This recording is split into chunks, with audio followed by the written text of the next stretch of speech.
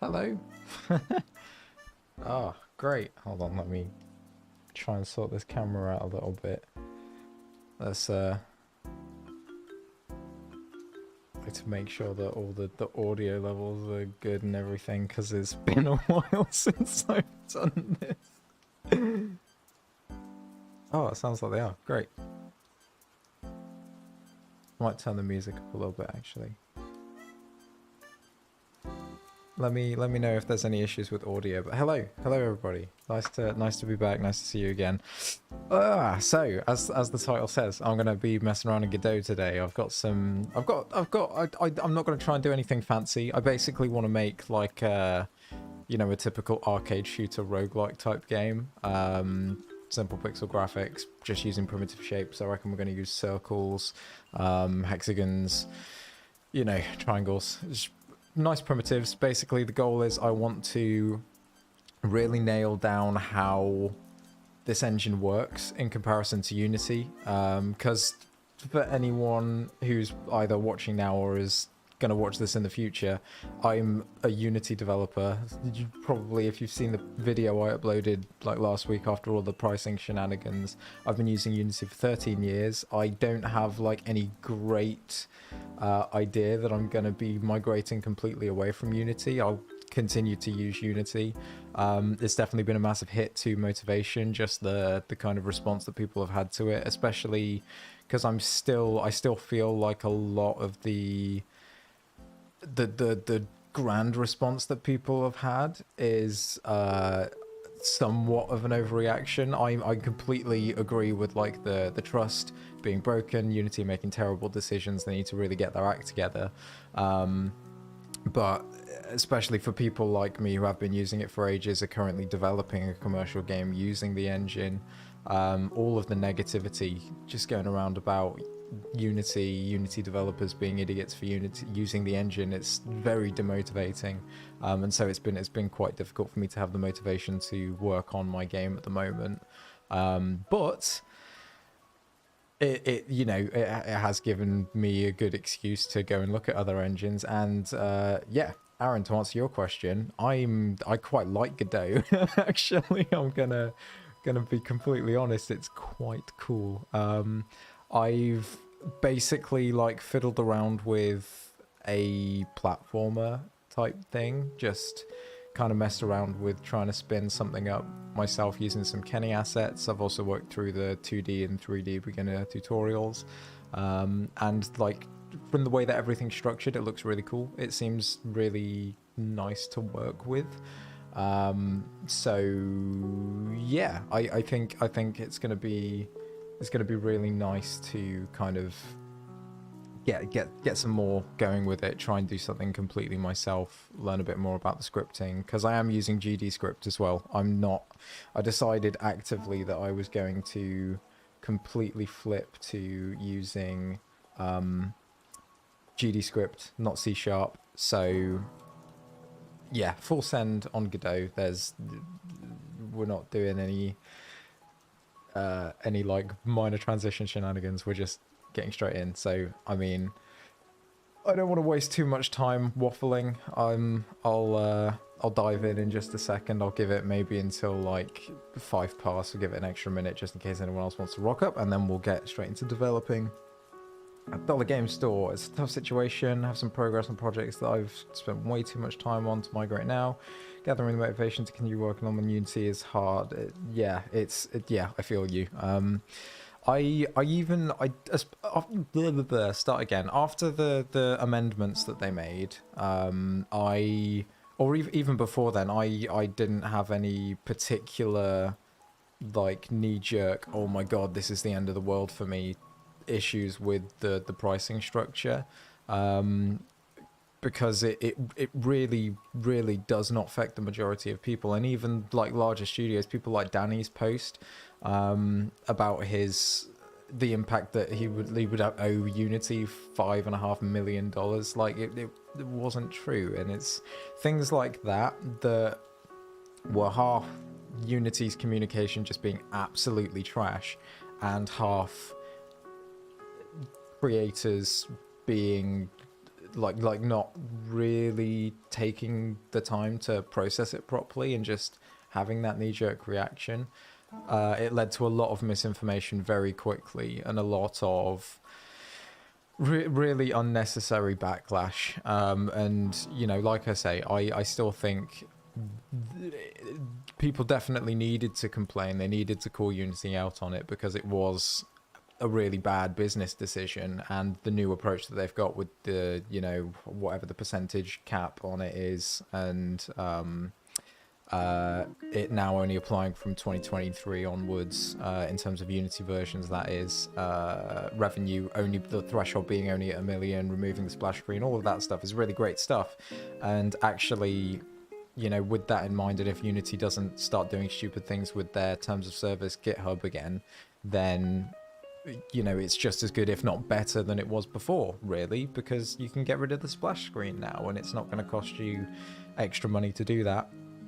And it's more like, you pay extra for the cool, amazing tools like the Weta Studio stuff and all that. But yeah, it really, it has been a lot of the issue with the community kind of just bashing other Unity developers who don't want to migrate to other engines, or like people who are sticking around with the engines, all based on the small cases. But it's like the survivorship bias kind of thing, isn't it? Where, you know, you only see the super successful people, and the same case kind of goes that in these situations you only see the people who are making loads of negative noise, and everyone else kind of either gets beaten down or just ignored completely. So yeah, it was tricky. It was tricky. And, you know, from just to, I've just seen the message coming about the ethics on per install. There's a lot of people made a really big deal about that as well, but actually from a legal standpoint, as long as it's non-identifying or like it doesn't map anything to personally identifiable information in a malicious way, or a way that could be used maliciously, there's no breach in GDPR laws or anything like that from having a phone home service in a piece of software. I know that because I work in software, and basically all the software that has been shipped by companies I work at has a phone home system.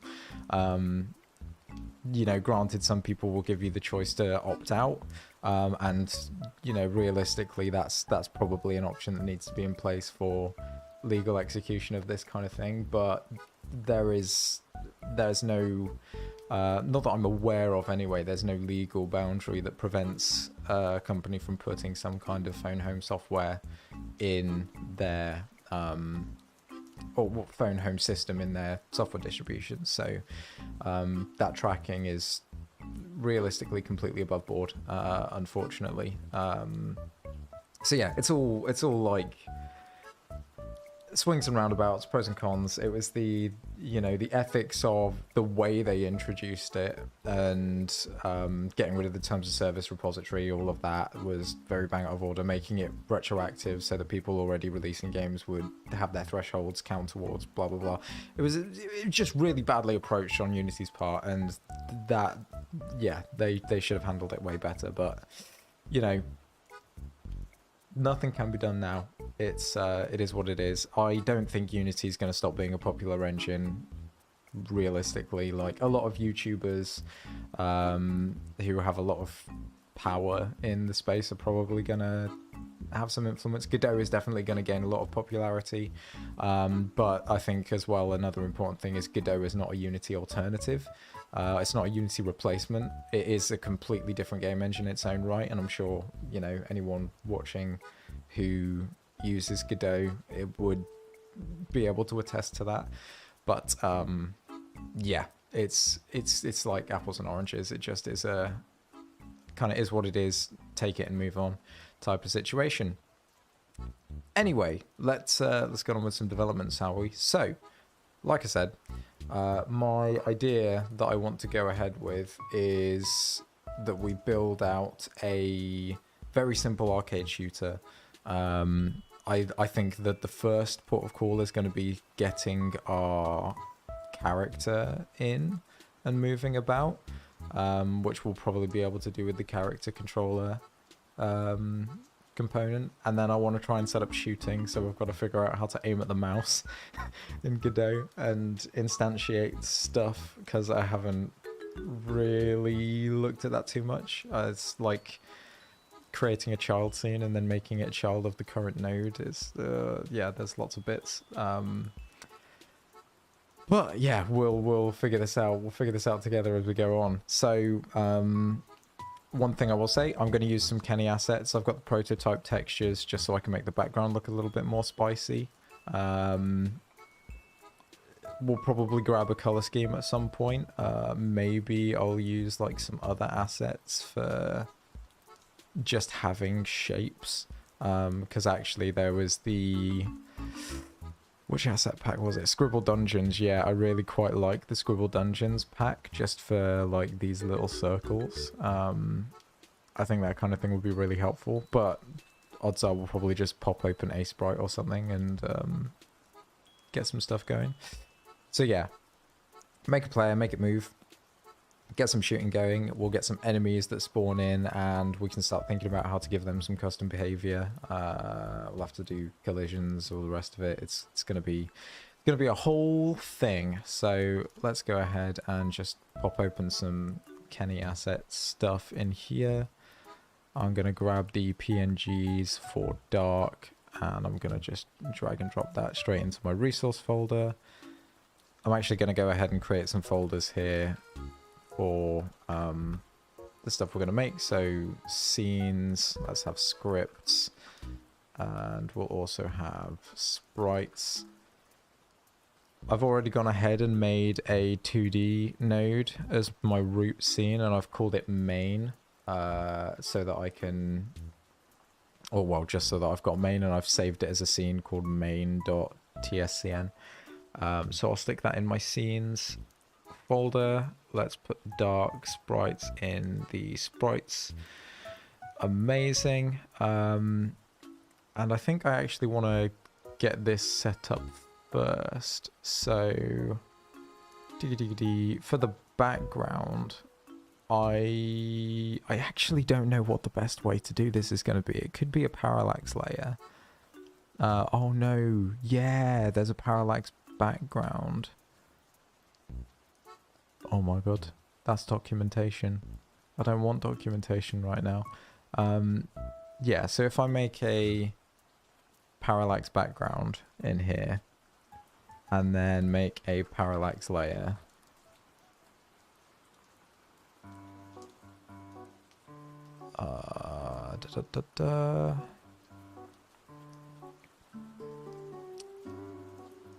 how does one add a sprite to this? Do I need to just put the sprite underneath? Like if I add a sprite 2D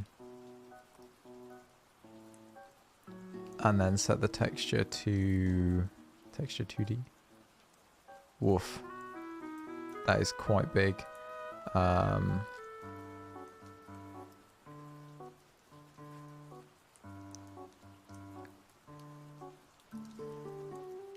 Oh, I wonder. Let's have a Google, shall we? Godot, tiled, repeating, texture, background, 2D. Let's do that. See what we get.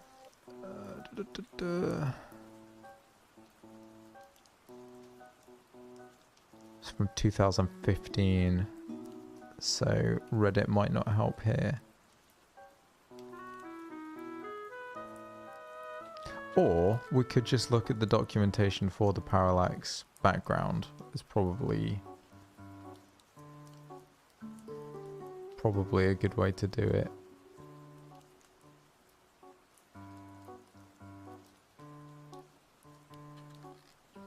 Although this is going to be way overkill because we're not even using... oh, this also isn't the grid texture that I want. I would like, not this one. Yes, this one.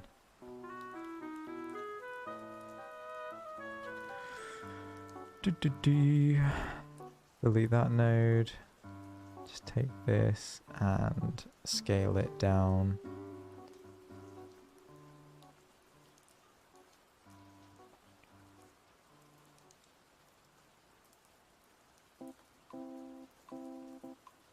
Whole bunch. There's got to be a better way to do this though, for sure. And I'm gonna sit here like, I need to know what the way is. So I can flip stuff. That's gonna be... Yeah, no, don't need to worry about that.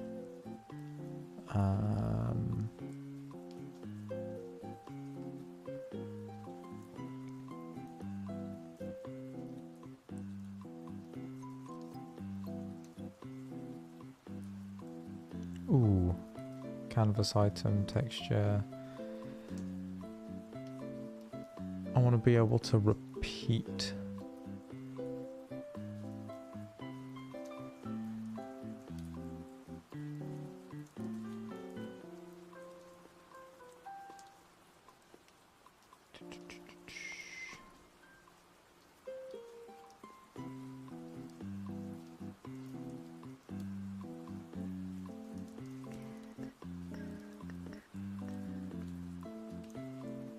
Parallax background, child memory, set an image to it and it will always be fixed relative to the screen. Oh, wait. How do I set the texture on the parallax background? I don't think I can set a texture on a parallax background itself. It has to be on the some parallax layer. Yeah, let's have a look here.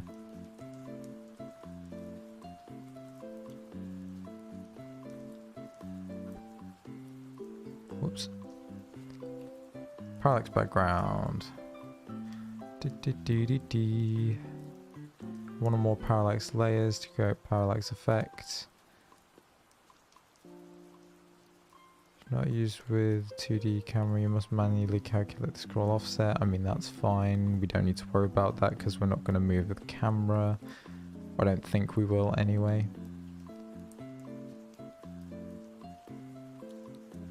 Okay, that's fine. Let's have a look at parallax layer then.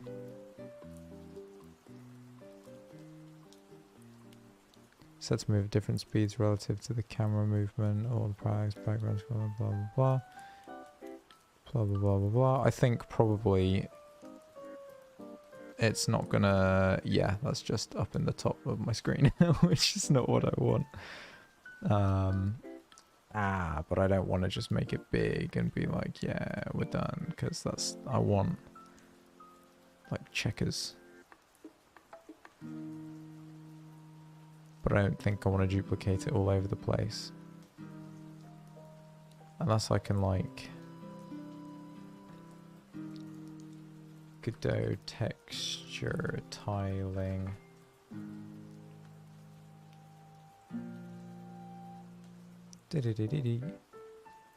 Set expand to true texture rect node. Let's try that. So I'm going to delete this completely. Create texture rect. Haha. That looks promising. Texture. We're going to use, I think it was 8 or 9. 8's probably going to be best. There we go. Expand mode.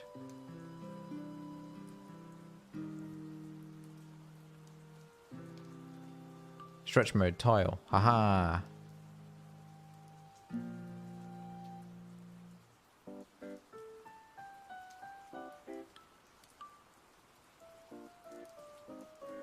So then if I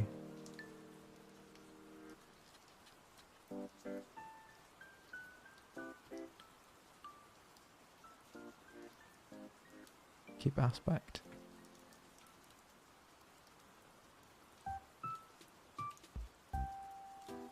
Whoa. No, I don't want to keep size. I want to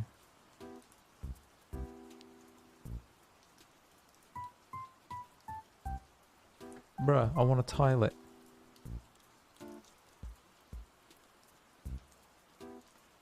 Oh, yeah. I want that to be tile. Oh, but it's just so big. I wonder if I can, like, decrease the size.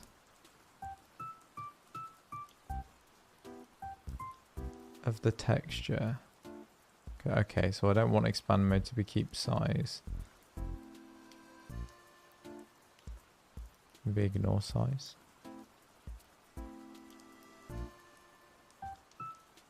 I wonder if I, now that I've got tile set, if I just make this super, yeah, there we go. Okay. This is cool. So what I probably want to do is in my project settings, because I want this to be kind of pixely.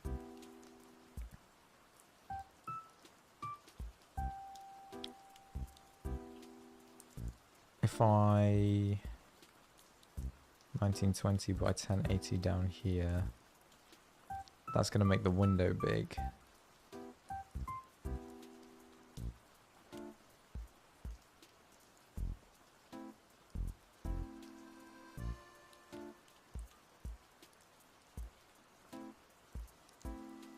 So now I have that as my game space from this blue line. Oh, it'd be nice if I could just shrink that texture though.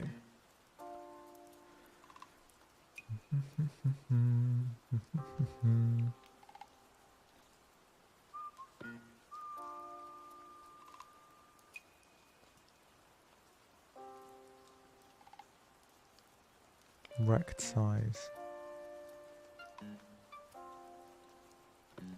I don't think I have rect size as an option.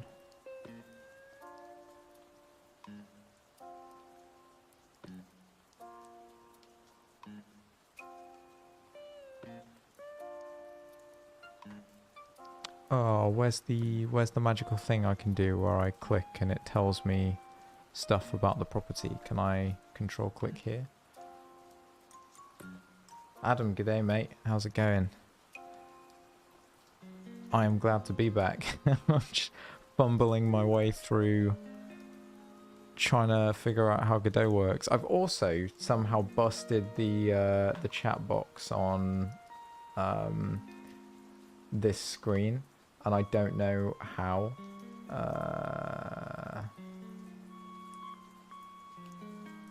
But yeah, it just doesn't pull messages in for some reason. Oh wait, there we go. They've started popping in now, I think.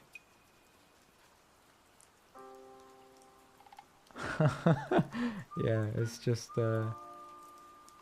it's doing things. It's doing things. There we go. Now I've got a grid. It's not what I want, but I'm gonna stick with it. Bun it. We're gonna just I'm gonna reset my viewport to, let's go 192 by 108 because I want to maintain the aspect ratio, but I want it to be pixely because I like pixels. And yeah, that does make it like super small up in the top here.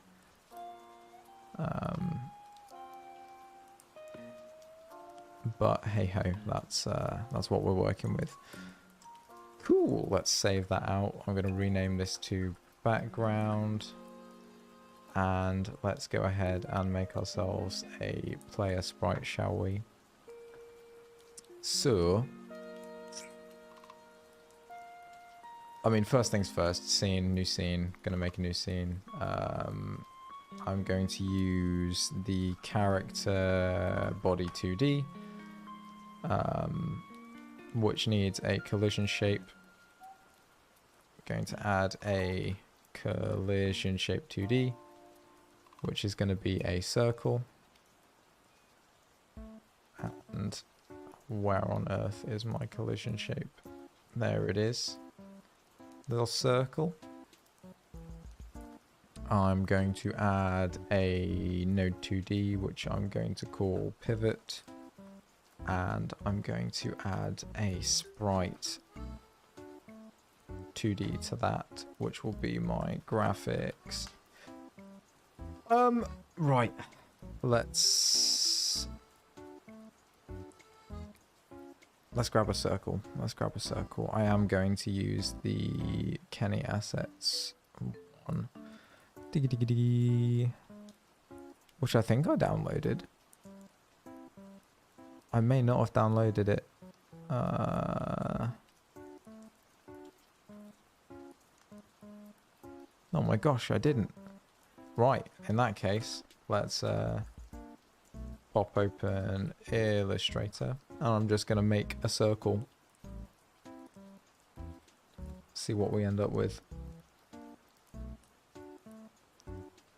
Any idea on what genre of the game will be, or am I just trying to see how Godot is? The idea for this one specifically is a classic arcade roguelike shooter, nothing original, nothing too fancy. I just want to learn how it's going to work, or how the engine works. Following that, we'll see. I have some things that I want to make. I'd quite like to make, I've got a I've got a Oh my gosh, my brain has just gone completely blank on what the genre is called. Real-time strategy, that's the one. Real-time strategy game, which I would like to make. And that should be quite fun. I need to understand how the engine works. Because I currently know nothing. Right. So for this sprite, I'm going to keep it reusable. We're going to make one sprite, which is like a dark gray with a white border. That way I can just recolor it and it will look how it should. Do I want dark gray? I'm going to go super dark because that way if I do color it, it'll be minimal difference. And then let's go ahead and duplicate this artboard with the, is it this one? Artboard tool. Gonna copy that across, and I'm just gonna take this one and I'm going to remove the stroke so that it's just a white circle. And let's go File, Export for Screens. Let's call this Outline Circle and just circle. And I'm going to export them to my desktop in a new folder called Basic Sprites. Choose, we're going to export 1x. Bang. Let's go back into Godot. Just going to close my Finder windows over here on the other screen so that I can see what's going on. And let's go ahead and import those, shall we? So desktop, basic sprites, circle PNG and circle outline PNG. Put them in at the root. Oh, come on. Bro, why are they not importing?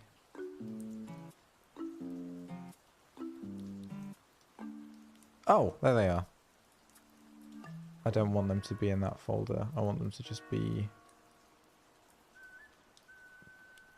Stop. You and you go in sprites. You, I can get rid of the Godot logo. I don't need it. Goodbye, fella. Cool. Oh, has it exported it with some aliasing? I think it might have done, which would be annoying because I definitely don't want... Oh, it has. Ugh. Export from Illustrator, no aliasing. Cool. File.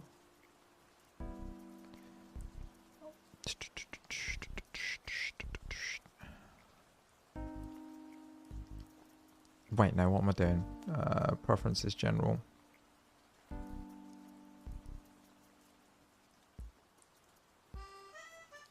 Anti-aliased artwork. There we go. Uncheck that. Let's try export these again. Replace. I feel like that's still going to be... yeah, it is. Bun it. We're going to have to do it in a sprite, which is fine. I'm just not very good. Oh, no, because it's got a circle. Ugh. Have I not got it installed right now? I might not have it downloaded, which would be unfortunate. We'll have to use Photoshop instead, which I definitely don't want to do. But I don't think I'm going to have a choice. Because I'm not prepared. That's what I get for not thinking ahead.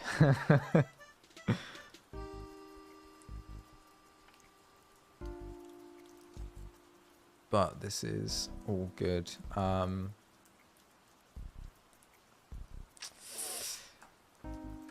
Basic sprites. Once again, 16 by 16.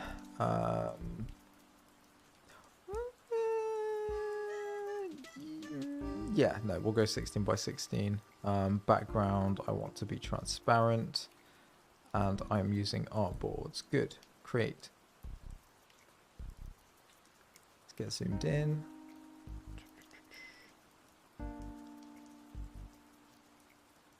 Gonna get the ellipse tool, black and white. I would like a black outline.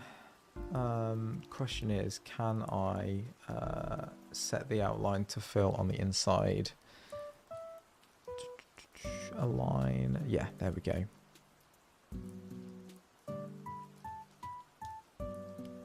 And I'll have it be 2 pixels. That's not what I want.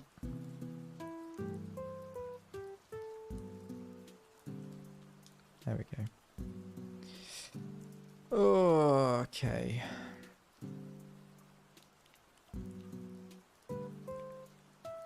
Get my pencil tool. I want to use black, and I'm just going to go around and fill in this thing. It would probably be much faster if I just like found a circle on the internet that's already a pixel, or just used a high-res circle and let Godot downscale it for me, but I'm committed now, so here we are. There we go, that's a circle. Let's do file, export, export, export.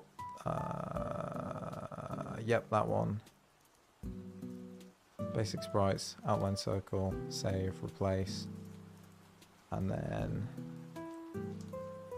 do the same here. File, export, quick PNG. You're going to be circle, save, replace. Sick. And now no aliasing. Good stuff. Back to Godot. Delete these two. And let's drop our new ones in. There we go. Bang. Under my sprites. Fantastic. Graphics. Pop my outline circle in here. And I have to update something, don't I? So that it is pixely mode. Diggy process. I think it's in project settings. And then where is it? Rendering textures nearest. Hey, look at that. Learning. I'm actually going to make it a little bit bigger so that it fits inside the circle nicely. I'm going to change the motion mode to floating. I'm going to rename this to player. Rename this to collider. Cool, that is good. And I'm going to save this scene as player. Whoops. Help if I press the save button instead of the cancel button. And let's make a, or well, let's drag the player into our scene over here. There he is. Look at that. Beautiful. I can just see him in there. Oh, and I've just realized I did the outline and the fill the wrong way around. God damn. Bun it, right. Look, I'm gonna go back to Illustrator. I'm gonna do it as high res, and I'm gonna export it and let Godot make it nice and crispy. Let's do 640.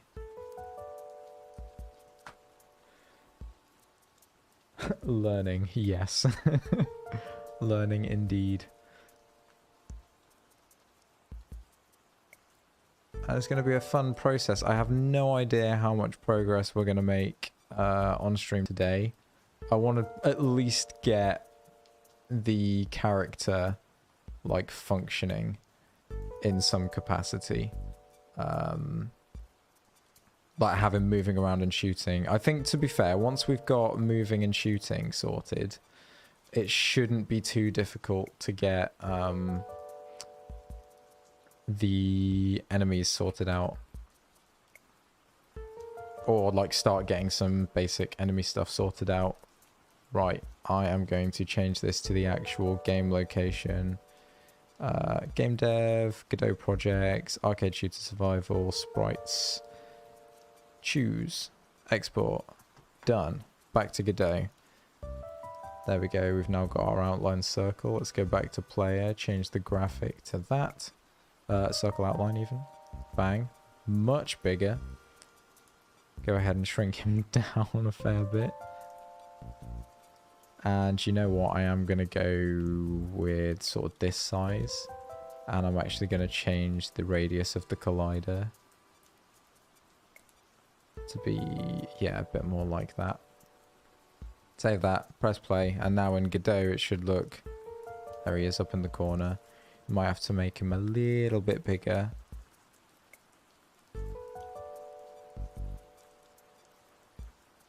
Do. Maybe like this. Get our collider size back up again. Nice. He's going to be way too big on screen for what I want. So, we'll actually just... I'm faffing way too much with how this looks. I need to just do some programming. Window. This is going to be 3... What is it? I think it's 320 by 180, maybe 160, 320, 160.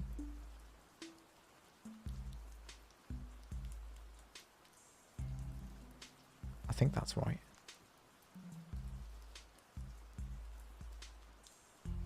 Yeah, cool.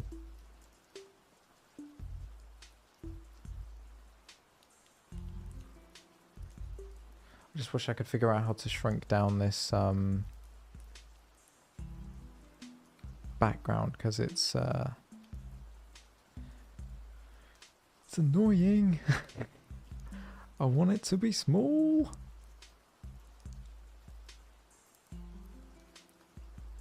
But yeah, there just isn't like a tiling option or a anything like that. Project settings 640 by 320.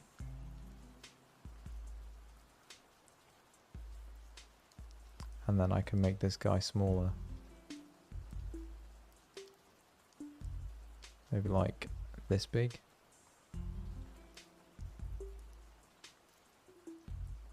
That is not what she said. Wait a minute, what have I... Oh, I just made it bigger, didn't I? Ugh. My gosh. I'm fumbling. Someone help. Man's fumbling. Right, that's that. Player. Bigger. Collider. Like that. Save. Bang. Great. Now we've got the player in the middle of the screen. This feels like it's going to be more like it. We can look at this now and... Great. That'll do. That'll make me happy enough.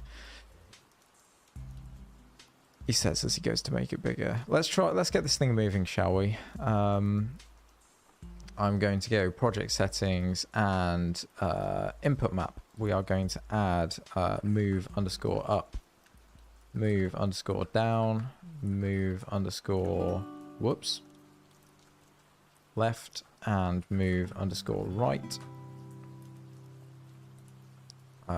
Let's add in W for up,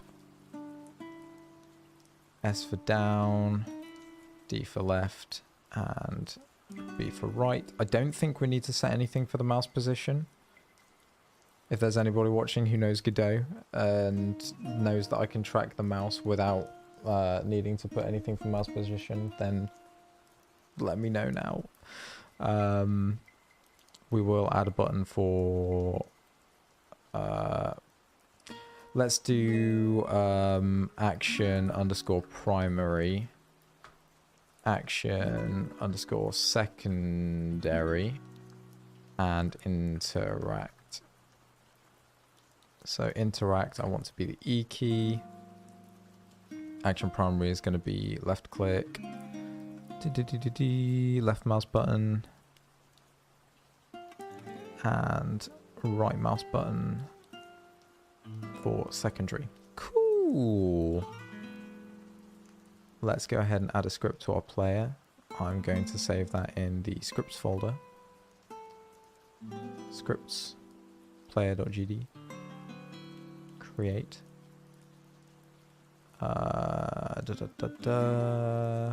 Cool.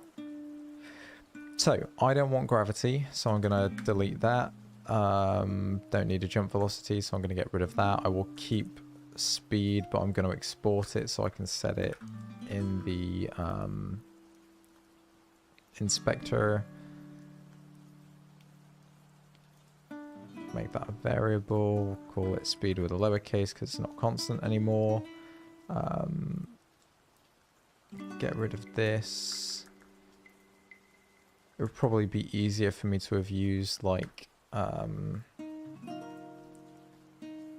the rigid body to do this, but I like the character controller for you know, the move and slide and stuff, and it seems like a much better character controller than Unity's, so I am gonna make use of that. I am going to create a vector 2 with move left, move right for the X, and we'll use input.get axis move up, because move up is negative in Godot, which that's been a weird one to try and get my head around.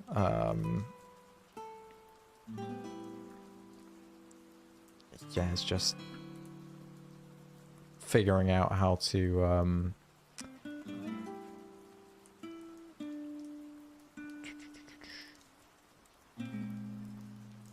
can I do that? Vector 2.0. No, I can't. Can I use lerp? Velocity. Vector 2.0. Speed. I can. Nice.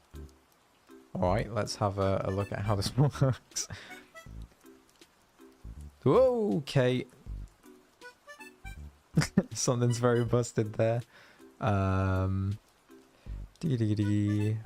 lerp from velocity vector to 0 at speed. Do I need to multiply it by delta? I don't think I do in the physics process, right? Because move and slide already does it. Maybe I need to vector 2.0.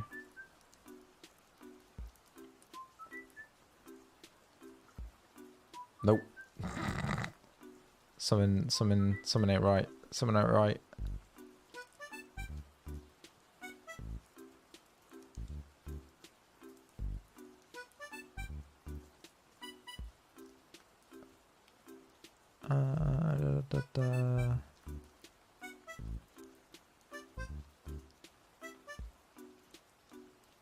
I mean, okay, let's not worry about doing any acceleration right now.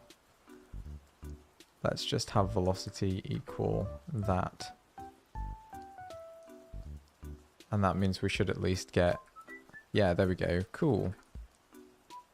Great, we have a little circle that moves around the place.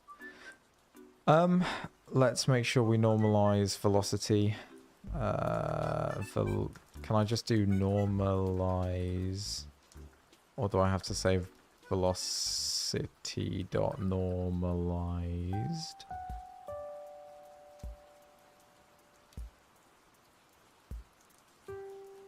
Cool. Velocity equals that. And to be fair, we could probably wrap this in brackets. And then dot normalized there. Keep it all on one line. And that means we're not going to get stupid fast acceleration. Oh! on 1.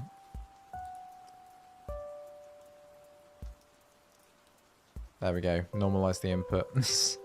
And then we can multiply it by the speed. So that we're not moving super slow. I'm getting there. I'm getting there. Slowly but surely. Cool. That gives us that.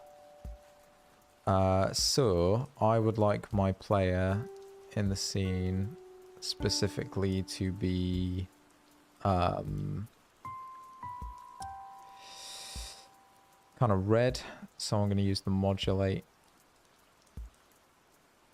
Do I want the player to be red or do I want the player to be blue? What color should we have the player be? Somebody throw a color at me. I think it's you and me, Barnacle. Tell me.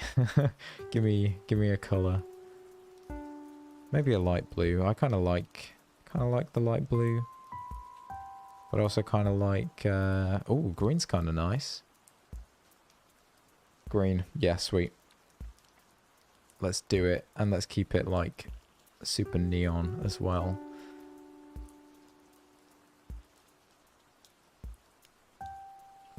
There we go.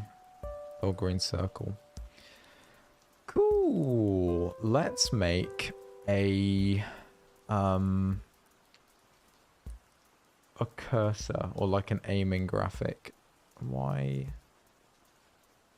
I think the UI is busted a little bit because I can't get rid of this preview. Play it. Do I want... I don't really want the cursor in the player component. It should be separate. Yeah, let's make it a separate thing. So I'm going to make a new scene cursor or crosshair dot tscn.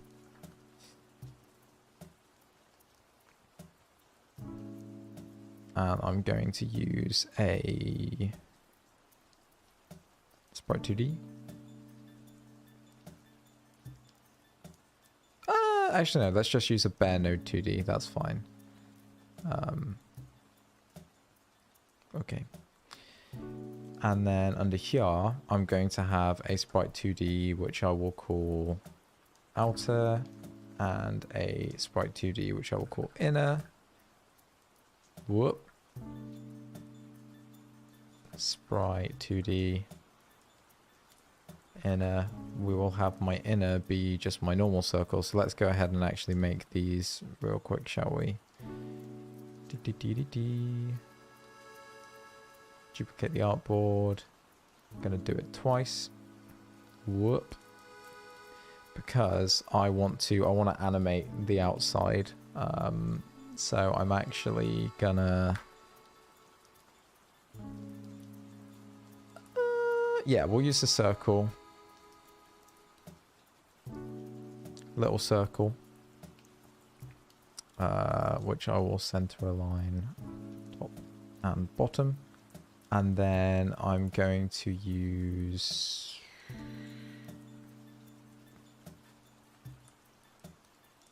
let's do rectangle. And actually, yeah, let's make a cross. Whoop.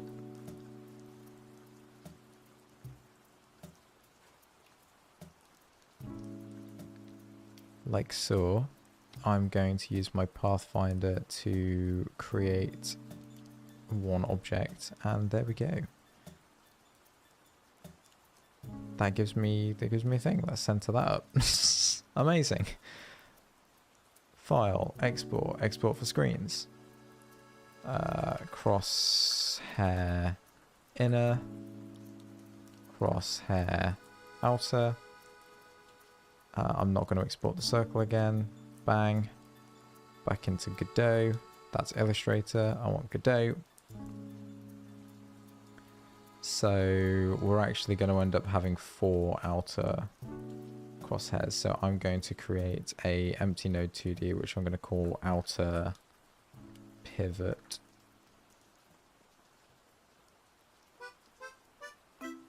And let's go ahead and set my inner to be my crosshair inner. which of course we're going to scale down a whole bunch to be something like this. It's like 0.1, let's call it. Yeah, 0.05. And we will do the same with outer. You are going to be crosshair outer. I'm going to make you 0.05. Ooh, let's maybe even go a bit smaller than that.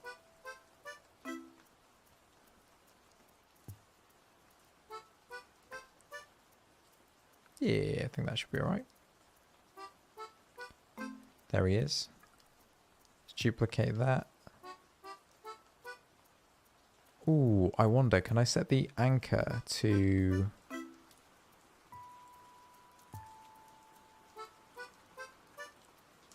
I can. 320. It's going to be negative 320. Like so. And then I can set the position to 0.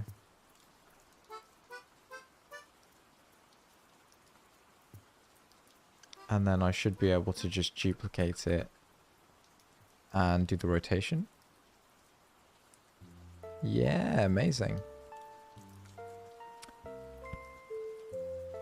90. 90. And 180. Whoops.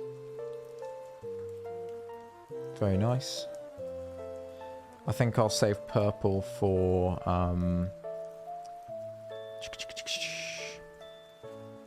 words. What am I saving purple for?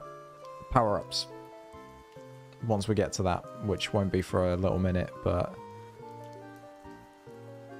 you know, we'll get there eventually. Let's make our crosshair script.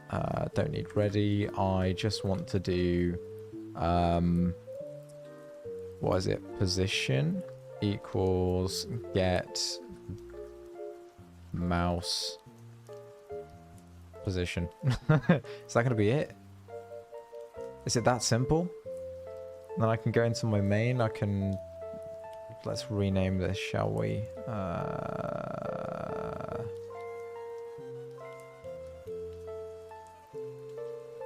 Let me rename you. Move to... Nope. Am I being blind? Just not being able to see, like, rename as an option. I must be. I must be being blind. Oh well, back in the main, let's drop our crosshair in, save that, and have a look here. Yo! We got a crosshair that follows our thing. Fantastic. I mean, it looks pretty trash. Not gonna lie, but you know, it's something. We're learning. We're learning here. I'm gonna figure out how to make things look good at some point. What I think I'd like to do as well, actually, is on my player. I'm going to have a...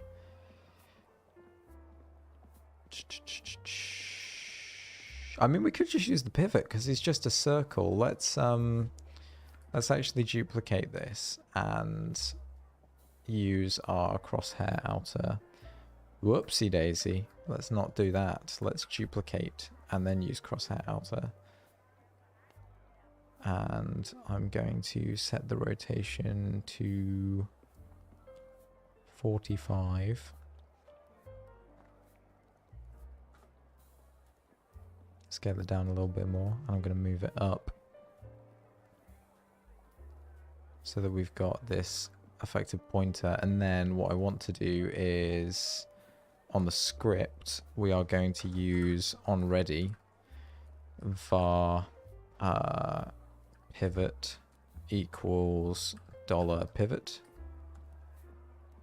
and that gets a reference to our pivot node, which is great. And then under the physics process, I will say var mouse pos, to use naming conventions, mouse pos equals get mouse pos global, and we will then do a pivot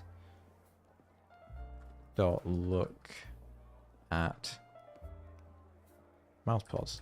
Oh my god, is it really that simple? Is it really that simple? I feel like it can't be that simple. Ah, yeah, cool. Okay, that's fine though. That makes me think, what axis are we going to be using? X-axis is forwards. So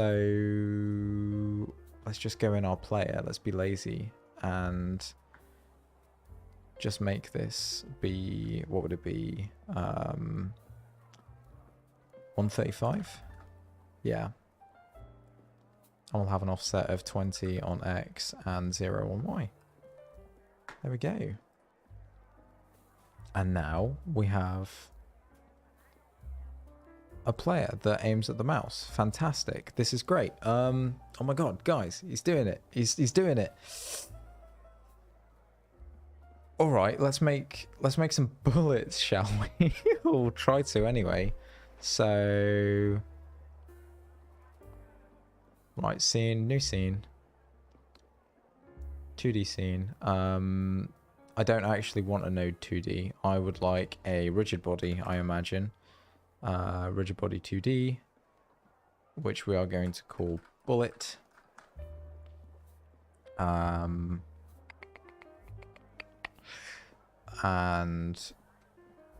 what do I want to do with this? What does it need?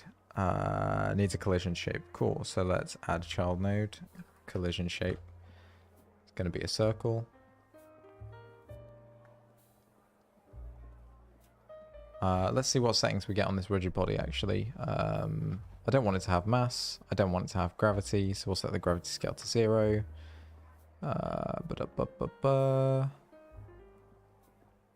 Don't care about rotation. And then we can just set velocity, and we can give it some damping as well. I mean, this is cool. It's a lot here similar to Unity, basically, is what we're looking at. Let's save the scene, bullet.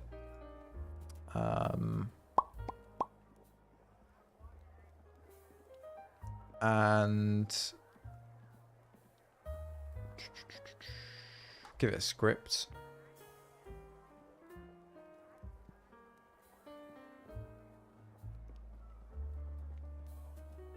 So I think what I want to have is a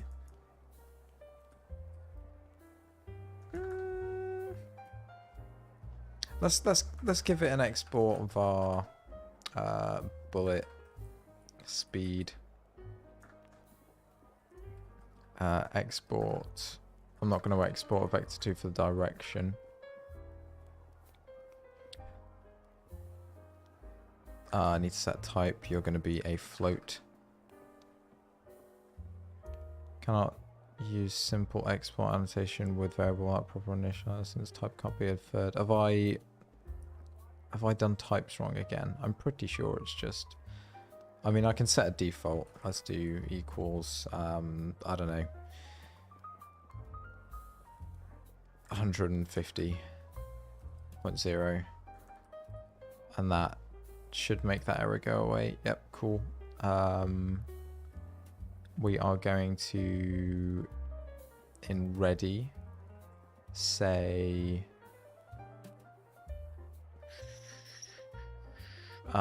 velocity, linear velocity equals new. Oh wait, actually, yeah, no, we can delete all of this. I'm going to make a func set, or let's call fire bullet, which is going to take in a direction vector 2, and we will just say velocity, linear velocity equals direction dot normalized multiplied by bullet speed. Should be that simple. And then on our player, let's export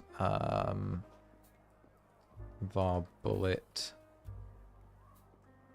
which is going to be a packed scene, I believe. Oh, good. That is the right syntax. I'm just, yeah, spending too much time reading the thing. So then I think it's, is it input? I don't think I even need that though.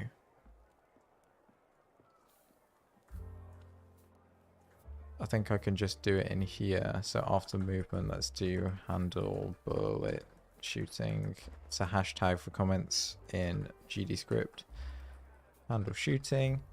So if, then you brackets, input dot is action just pressed, and we'll use action primary because that's going to be my shoot key. Then we will var bullet equals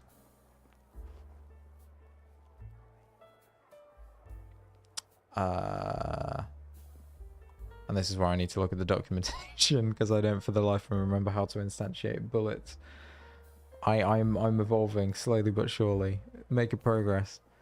I'm gonna look at first 3D game and I'm gonna go to spawning monsters, because this is where it is literally just scene.instantiate. Great, cool. So I can do, oh, var new bullet, let's call it. New bullet equals bullet.instantiate. Wow, look at that.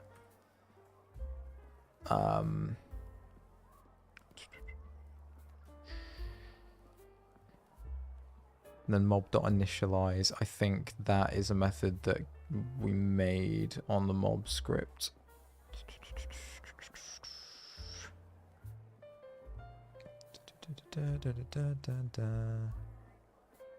Yeah, initialize. Cool, from the main scene. Cool, so we can do bullet dot set fire bullet.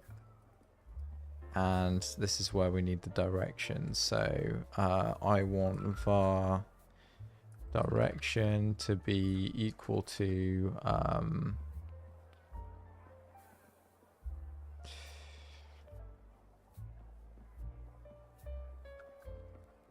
transform. Oh yeah, it's just going to be rotation, isn't it?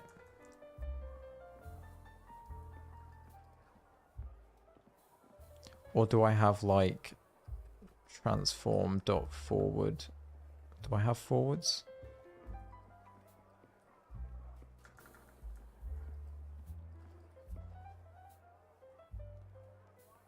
I think just rotation.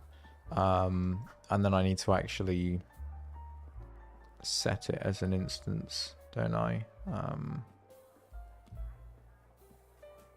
But I don't want it to be a child of the player. I want it to be a child of the main scene. So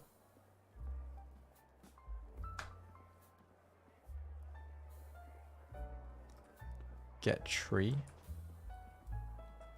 dot add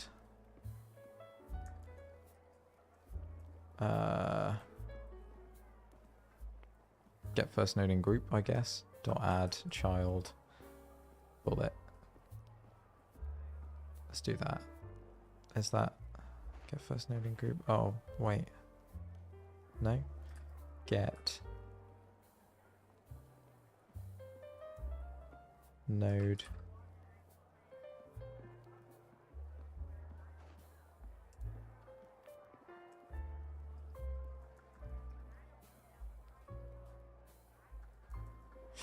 Ooh, I wonder. This is where things are gonna get spicy, because I don't want it to be a child of the player. I want it to be a child of the main node. Whoop.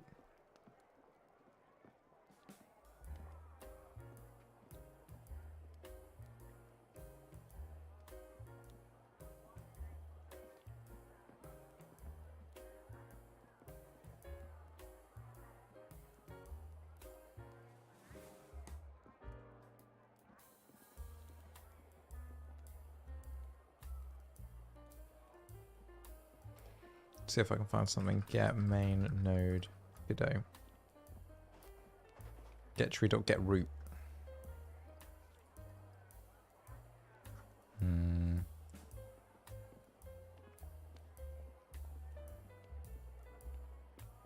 Has to be inside the ready function.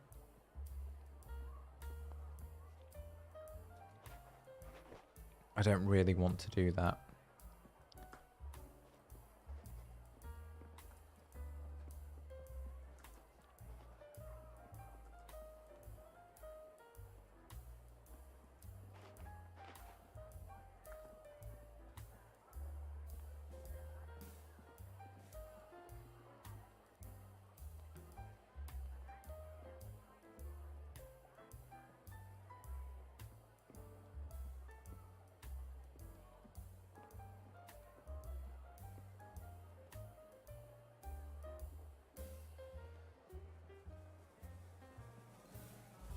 Yeah?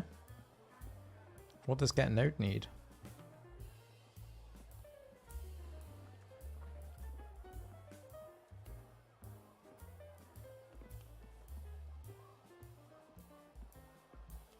Oh, for real?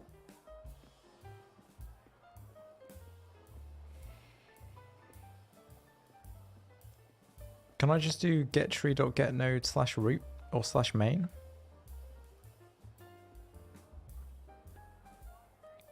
Let's try that. Let's try that. Get tree, get root slash main dot add child bullet. Nope, it does not like that. Too many arguments for get root. Oh, that's not what I meant. Get tree dot get node. There we go.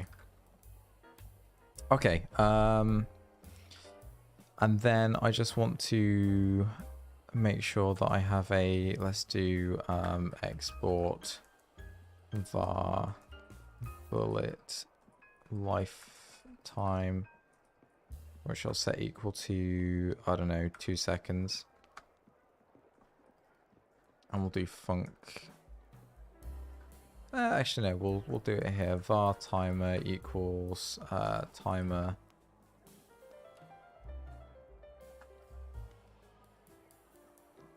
Don't need a semicolon. Let's have a look at the timer thing. Countdown timer. Yep.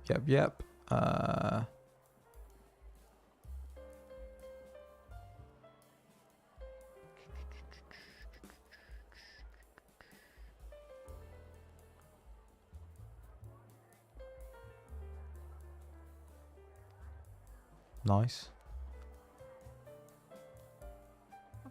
So on my bullet script, I can have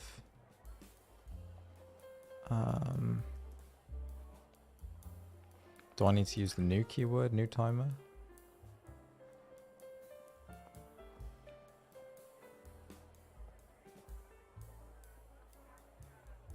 Let's have a look. Godot create timer. Whoops. In code.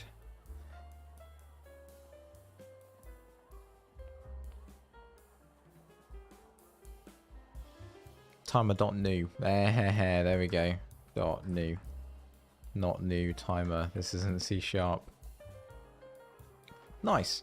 So then we could say timer.start bullet lifetime, and I am correct in thinking that's seconds. Yep, time in seconds. So then we'll also say timer dot timeout dot add. Oh, I can't remember what it is. How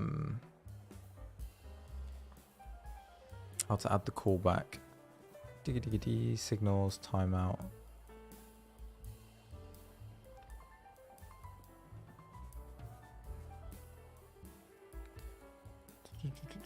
Bullet signal callback in code. Godot.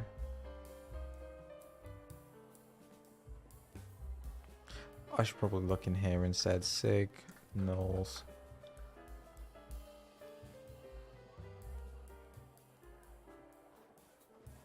using signals. And we are looking for the bit in code where we can actually subscribe to a signal. .connect. Amazing. Connect. Destroy. Bullet. Make a func, destroy. Bullet. And eventually we'll put like some particle effects and stuff in here, but for now we're just going to is it child free? Or it's like free Q free. There we go.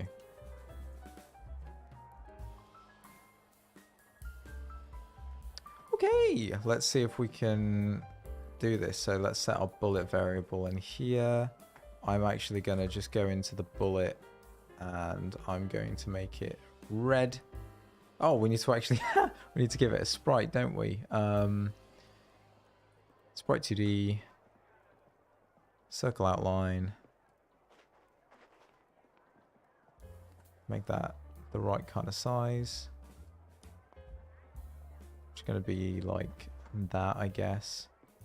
Bring the collision shape down and let's make it red. What we're doing, modulate, red. Actually, let's make it like slightly orangey. Slightly orangey red. Yeah, something like that. Cool. Oh, let's see if this works, shall we? Oh, yeah, there we go. There's an error. What we got? Local parameter delta is never. That's not one I care about. Those are all warnings. Invalid call, non-existent function, fire bullet in base pack scene. Oh, okay. Do I need to? I suppose I probably need to export it. We can say class and bullet like that, and then I can go in here and make this a bullet.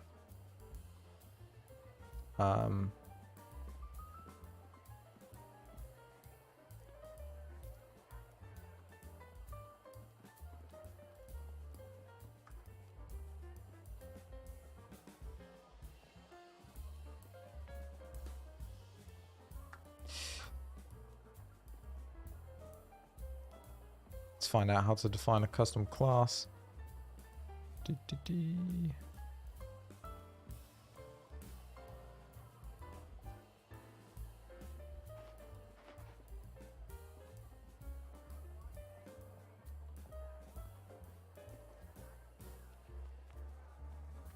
Class name.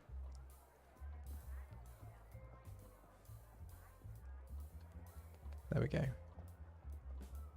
And now, is this allowed? Yes, it is. Bullet.fire rotation should be vector 2, but is a float. Cool.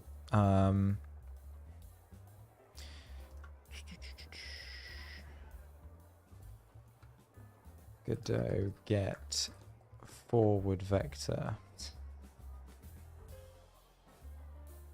Fantastic. Transform.x. Oh, wow, really?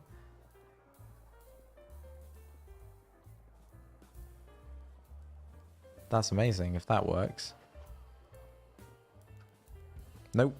Invalid call, non-existent function, instantiate in base nil. It's because bullet isn't a packed scene. How are we doing this in the getting started?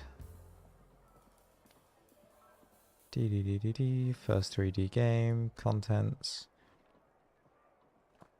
Spawning monsters. It is a packed scene, and then we are doing more initialize. Yeah. Cool. So that should be fine to have that as a packed scene, like so. And then let's get rid of that class name for now. I'm Gonna try and keep it simple. Mob.initialize. Whilst one location or position, player position. Yep, that's fine. Let's have a look at the mob class. Extends character body 3D, blah blah blah. Func initialize. Have I just fire bullet? Fire bullet, yep. That should be all good. Should be all good. Oh, wrong scene.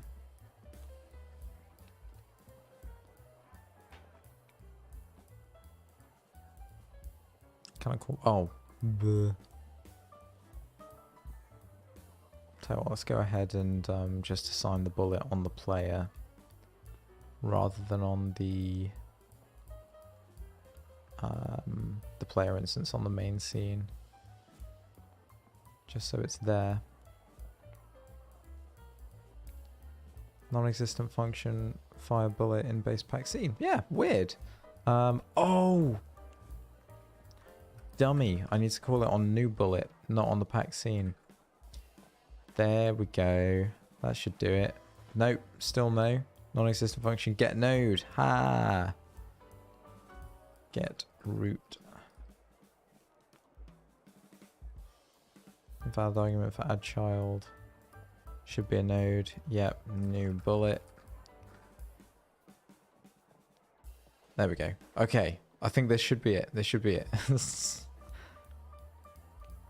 No! Can I call add child on a null value? I wonder, can I call add child on get root? It's not complaining, so I'm going to say I can. Whoa! There's a bullet there. It's moving straight across.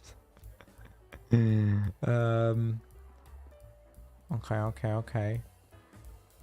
Oh, of course, because I want to use pivot.transform.x, and I want to say new bullet dot transform. Screw it. Let's do it at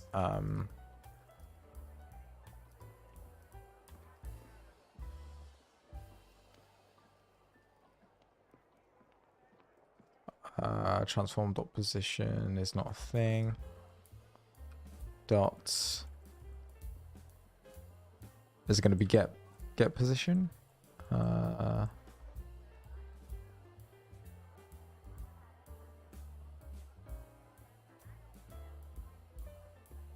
Get origin maybe? Let's take a look.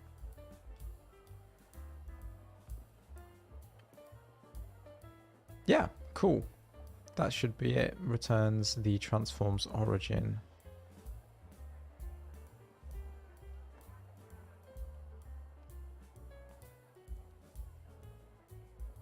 This is going to be like a lot of fun diving into all of the pieces of this game. This game engine, like figuring out how all the different stuff works. Let's go ahead on the bullet and we'll also add a position.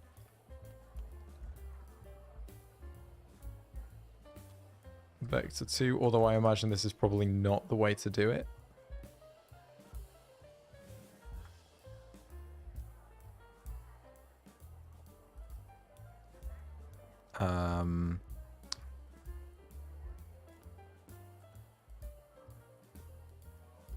Position.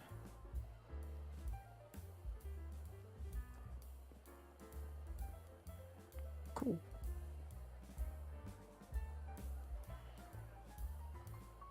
Oh. Okay, I can... Oh, yeah! Cool. Bullets are firing out, and they're colliding with the player, which is cool. But they're still not at the player's position. But they are shooting. I wonder if they are destroying themselves after 2 seconds. It doesn't look like they are.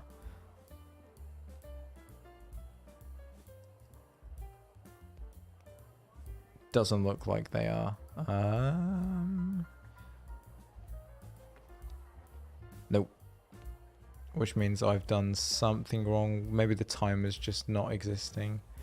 I can say on ready var timer equals timer.new. And then over here we'll say, yeah, say all that. Save. I think the bullet, yeah, bullet lifetime is 2. Bullet speed 150. So yeah, it's just getting the position of my bullet to end up in the right place.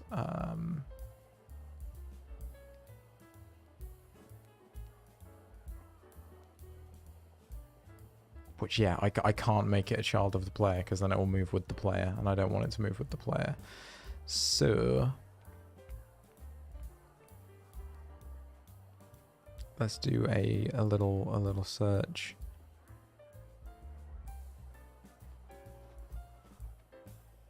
Oh, is it going to be origin? Have I got a set origin?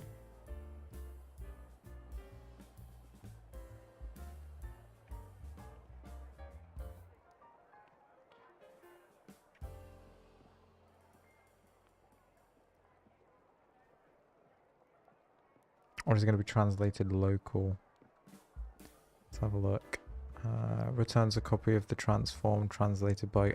Oh, okay. So can I say transform equals transform.translated?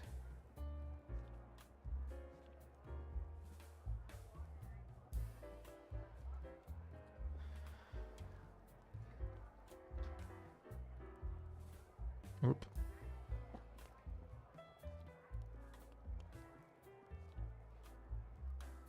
Yeah, I think you're... Oh my gosh. I think you're on the money there. Yeah, so because I'm just instantiating it and not updating the position, it's...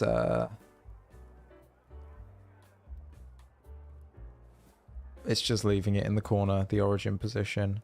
But I think, yeah, I should be able to update it with transform equals transform.translated and passing in the position of the player. What error am I getting now? Invalid index timeout on base nil. Timer.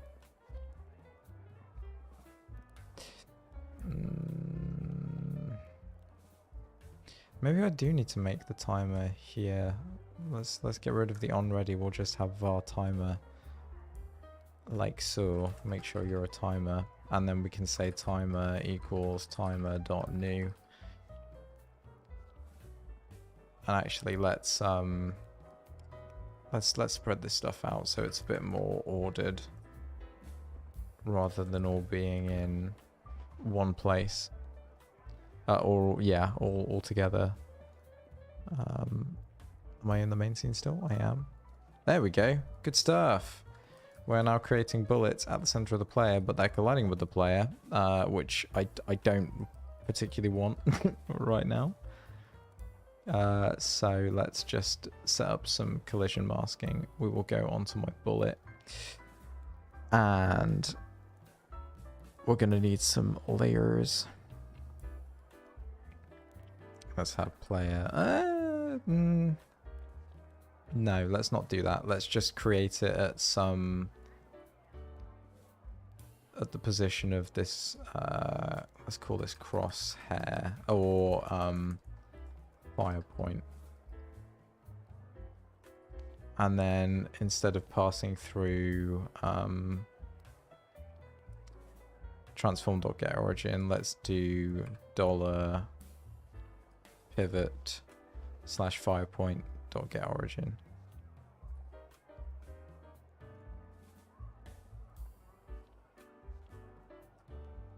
Woo! Transform.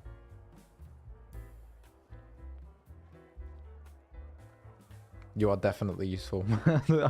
I need all the help I can get. Oh no! Now it's doing it from the corner again.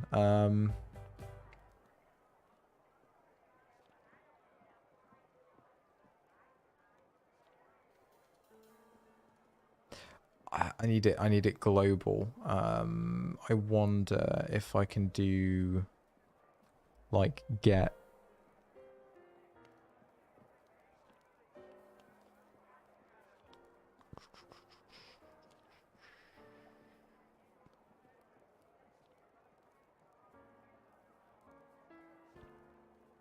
Oh, yeah, because it doesn't actually.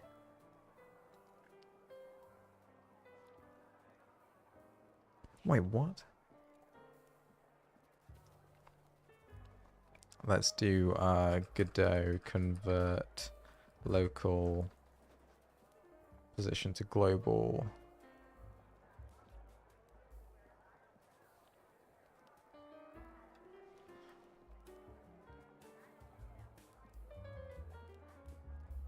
There's a workaround in here, but I don't want a workaround. Add the child 2D node.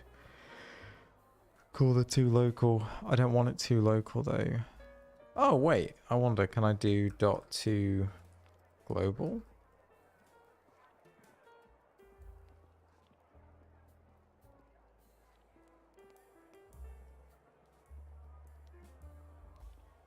I don't imagine I can, probably can I?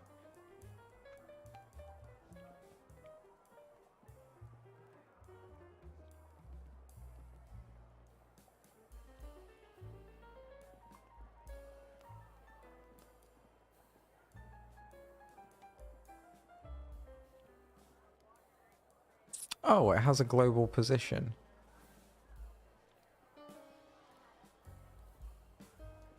Can I do get node dot global?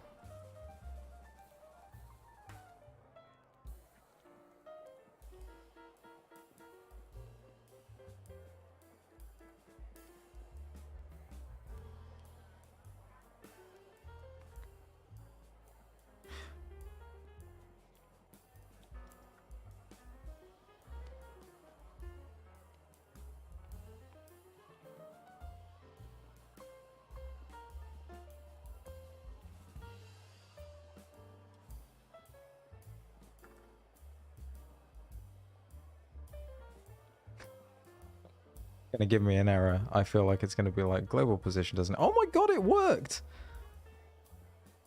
Oh my god, it worked!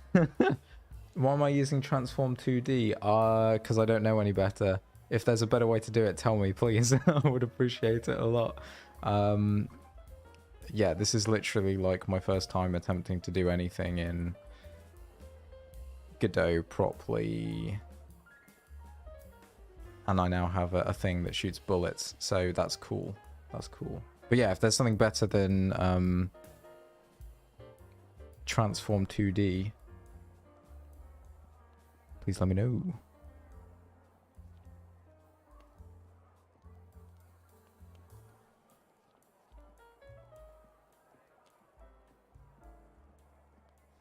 Oh, right.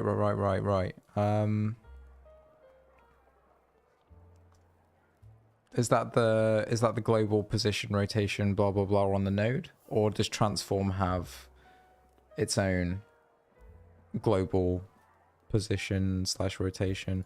Or actually, I suppose because it's a node, I can just call it on the thing, can't I? So I could say, no, that's still the forward of the thing. It's on the node. Cool. Makes sense. Thank you very much. Right. What do I want to do next? I kind of want to make things look nice. And that probably means not using outlines, just using circles, because outlines are more finicky. Nope, not you.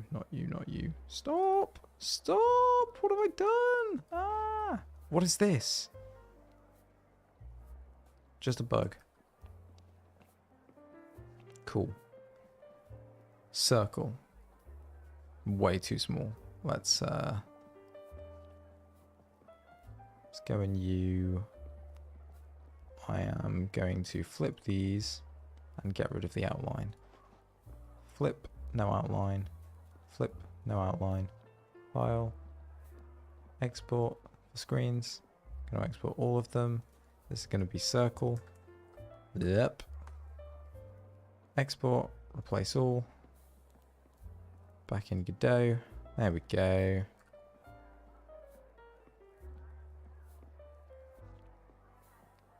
Bullet needs to be updated with circle. Good.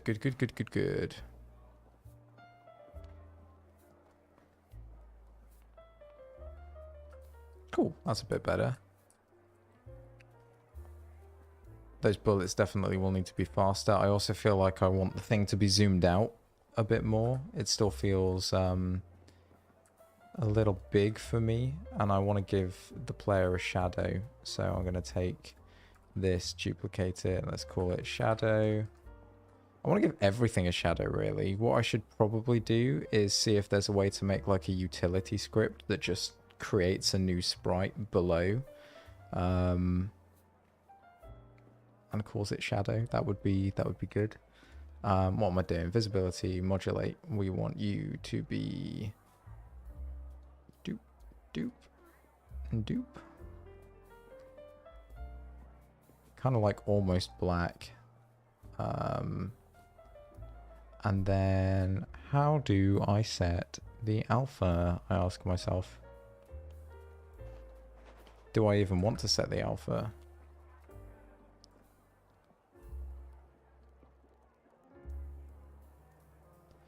Pretty sure I do. Can I set the alpha on here? There we go. Yes, I can. Set it to like 70 or something. Ah, yeah, I think I do want to do it in script because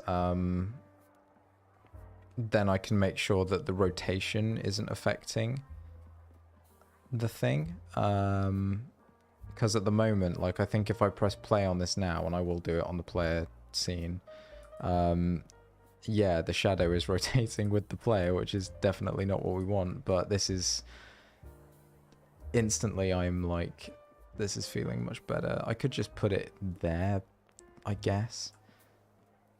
Move it down a bit, and then same on the bullet. The bullet isn't rotating. Graphic. Duplicate. You're going to be shadow. I'm going to move you down a bit, not that much. Or maybe it will be that much. Because we also want to make sure that the shadows stay, come on, consistent, which gives me even more reason to do it in code rather than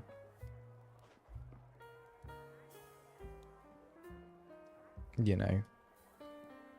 Oh, I just changed the graphic by accident. No, Bonnet will just rename you to shadow, graphic, shadow, like so. And then now we should have whoops, play button. Yeah, we got some little shadows going and everything immediately feels like cool. Oh yeah, that's great. I'm actually very happy. This is progress. This is progress. So something I'd also like to do is I kind of want to make it feel juicy. I want to add some juice already. But we're I've only been how long have I been going for actually? What are we looking at? I can't see. I can't see on the stream. Oh well. Yeah, screw it. I'm gonna do juice. I'm gonna do juice because I want to do juice.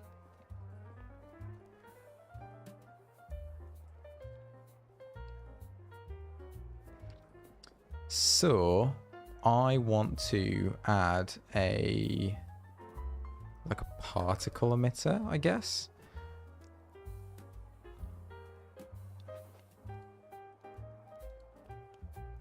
Probably a GPU particle. What do you need? Material to process the particles is not assigned. Ooh.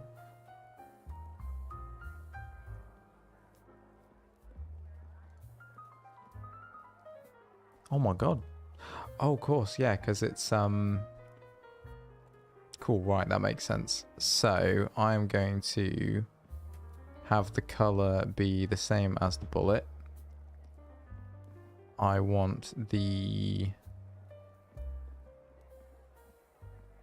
There's got to be a way to set the sprite. I also don't want any gravity. Let's set that to 0. Good, good, good. Let's give it some linear acceleration. Or maybe let's not. Let's not. I just want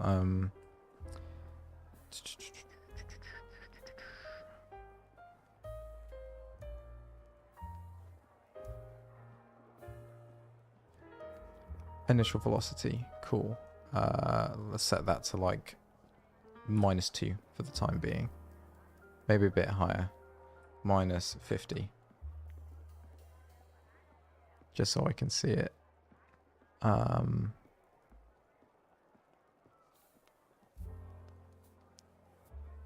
Oh, why is that randomized?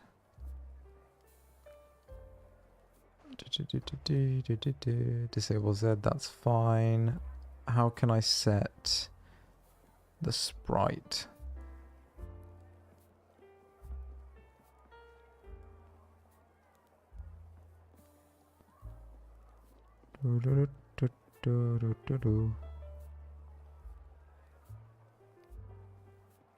At the bottom. Oh, haha. Yes, thank you. There we go. Sprite circle. Oh my god, that is way too big. Let's sort that out, shall we? Scale. Scale max is going to be 0.02, I think. Close, close. The color is not right yet. Let's fix that. Color. I think it must be the eyedropper is not quite right. Let's go with that. FC. I mean, yeah, I can paste it. I can look when I paste it. Yeah. Not quite right. Paste.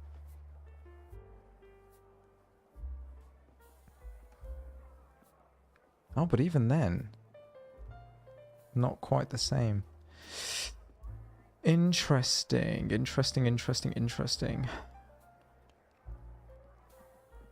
Debugger's also going nuts with errors. Bullet timer was not added to the C tree. Yeah. Oh. Ah, that's good to know. Noted. Right. Scale curve.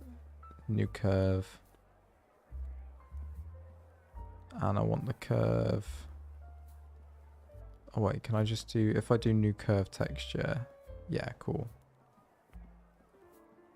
Cool. Let's maybe do it like this. A little.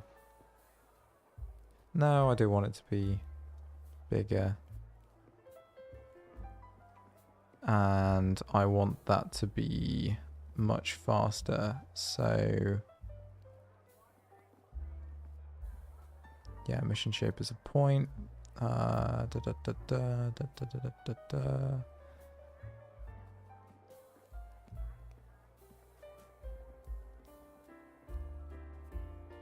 want any hue variation. Don't want turbulence. Emitter. Not worried about scale anymore. Not worried about angle.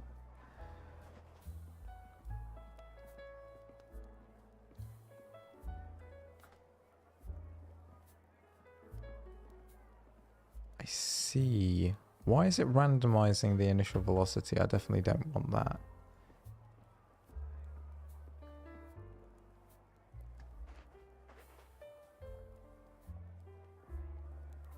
Are you above there?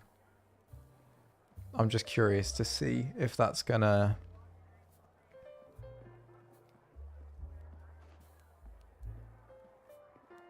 Okay, cool.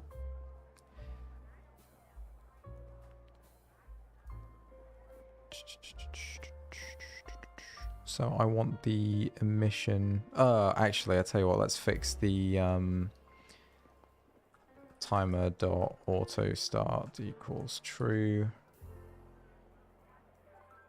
Assuming that's the way I can do it there. You know what? I'm gonna practice what I preach and read the documentation.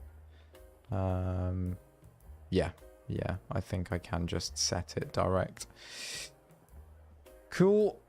And then on my GPU particles, which I'm going to call trail, and I may be being really stupid, there may be a like a trail node, which actually I probably should have looked at first. Good, doesn't look like there is. Line. Mine 2D, no, that's different. Sick. Yeah, let's go on to my trail. I want to... Haha, lifetime, 0.25. One shot, nope, we don't care.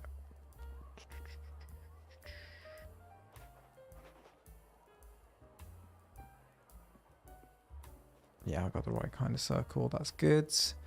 And then the amount, let's go for like 25. And see what we end up with. I pulled up the wrong scene. Pew, pew, pew, pew. Nice, that's cool.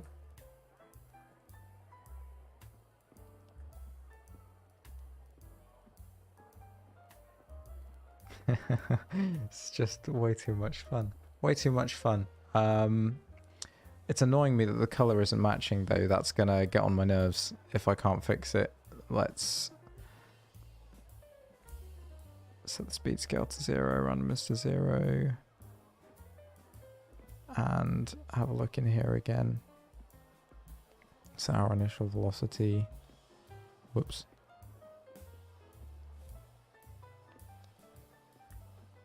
Oh yeah, set the speed scale to 0. Duh.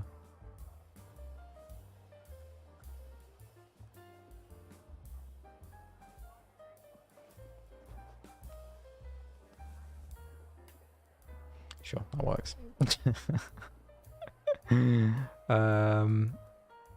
Right, color.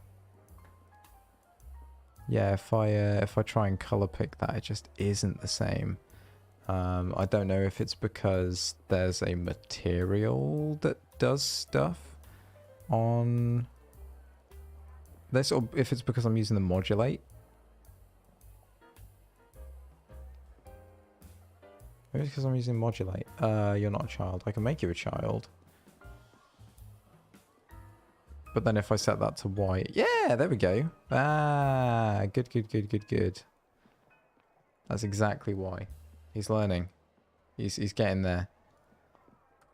Set that back to 0. Set that back to 0. Spread. There we go. Spread is 0. And save that scene up. Now I should be able to go back into the main. I'm actually going to go on my bullet and I'm going to up the bullet speed to like 350 because I want it to be way faster.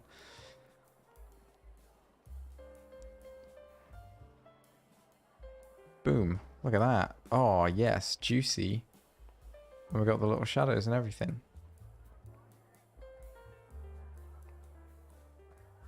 Cool. I like that. I like that a lot.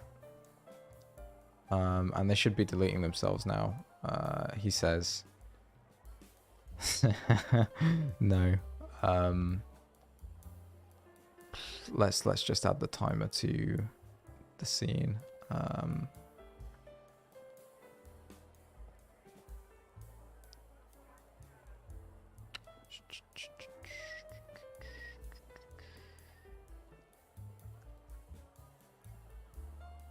Our timer equals a new timer, and we will do add child timer because it's just a node, right? And now it shouldn't complain. I'm going to just take it over onto my other screen so I can have a look and see what errors we get. Timer was not added. No, still get it. Still get it. But the bullets are now destroying themselves, which is cool.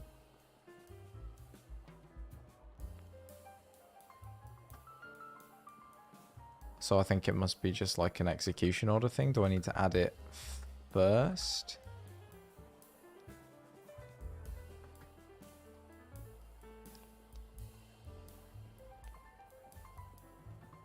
No, it's still...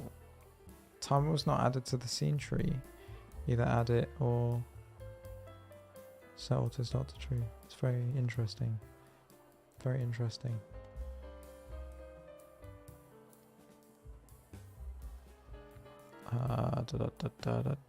Where's the game gone?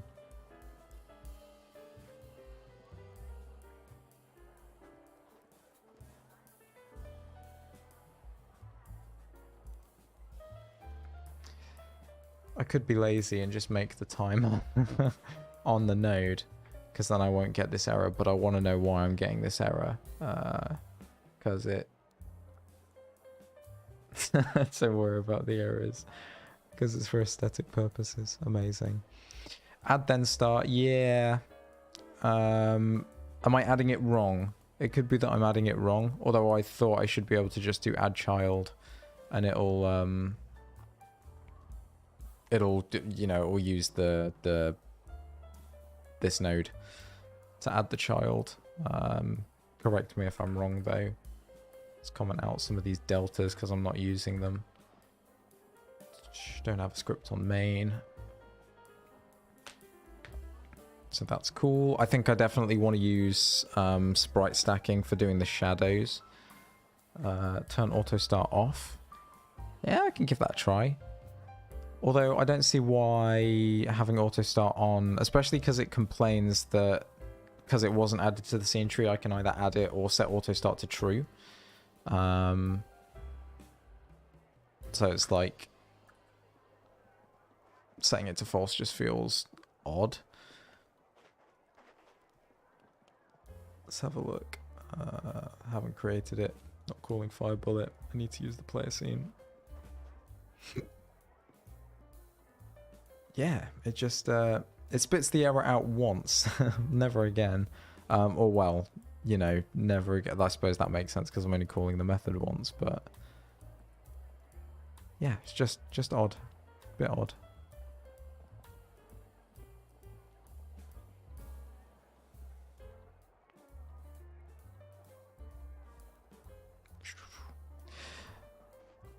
Guess we'll never know. I'll figure it out at some point, probably. I'm low-key just going to go in and make the bullet a bit brighter. I kind of want to find a color palette. Let's go to low spec. And get ourselves a... Oh, not found? What do you mean? What? Low spec's down? Oh, okay. There we go. I was going to say, that would have been absolutely tragic. And I'm actually going to look for Alpha 6, who... It was the guy, what's his name? John something or other, who made...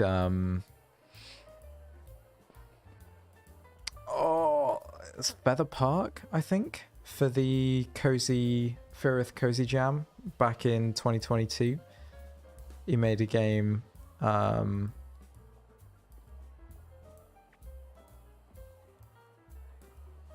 which, yeah, used some palette by this guy, and they're quite nice. They're quite nice palettes. So I'm gonna nab one of these and use it for, like, even this one. This one will probably do nicely.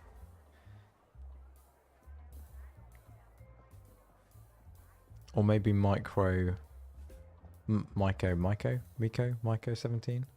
Micro 17. Pastel's nice, but it's not right for this. I still want to have contrast. I think it's going to be LMPM, ELPM, Elpum.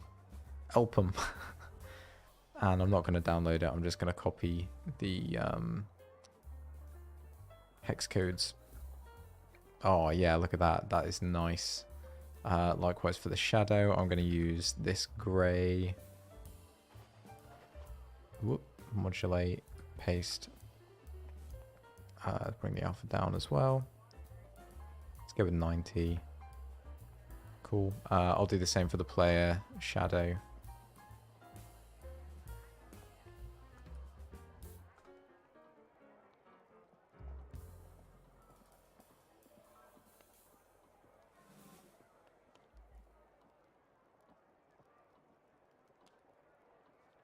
quality. Also, how have I ended up on smooth jazz? I put on Animal Crossing music and it's giving me smooth jazz.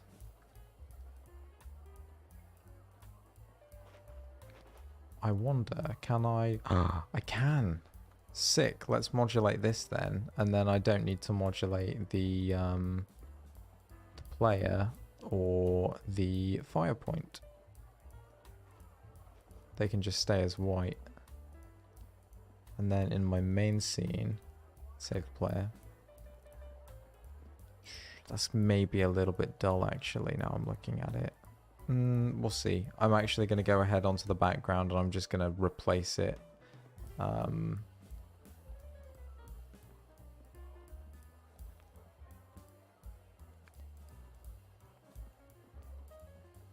With a sprite. Which, I don't know if this is the best way to do things. If there's a better way to set a... Ooh. Ooh.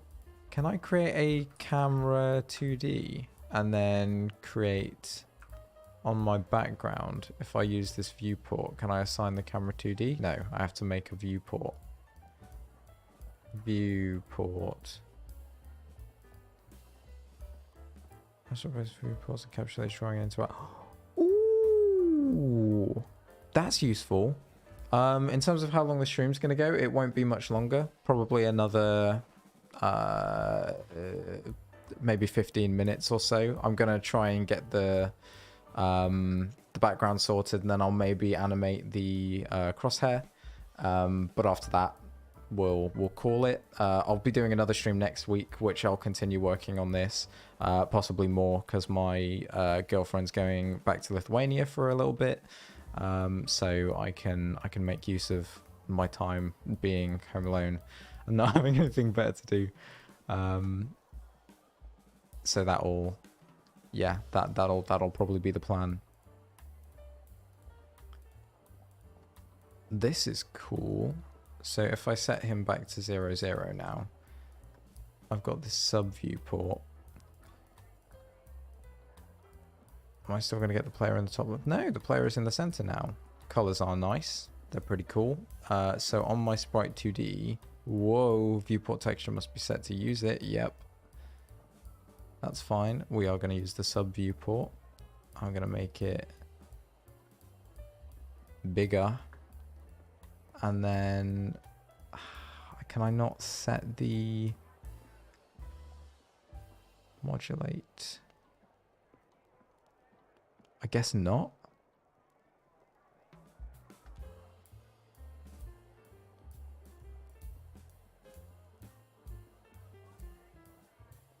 Ooh, I can make a new...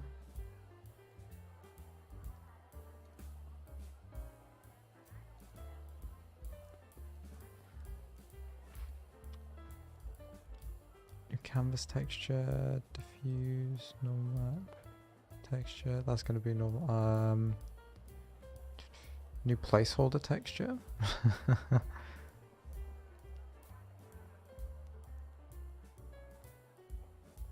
Whoa, that's done something, but why are you purple?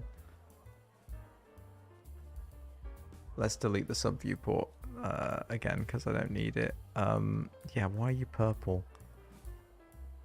I definitely don't want purple.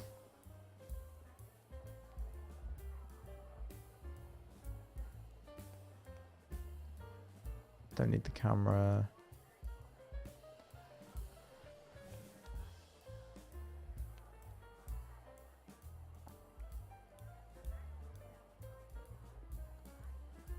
Okay, gradient texture may be the way to go. Noise texture, ooh wee.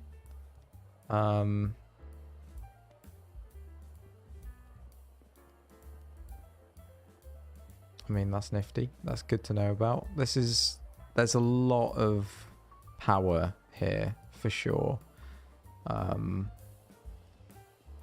Like a lot of power.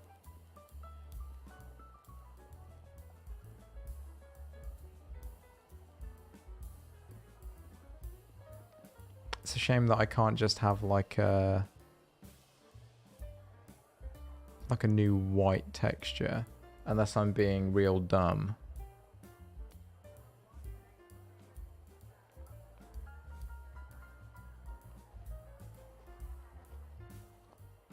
Because yeah, that'll need an image. I mean, I guess I could use a gradient texture and just have both colors be the same, which for the background I'm going to use this lighter gray, I think.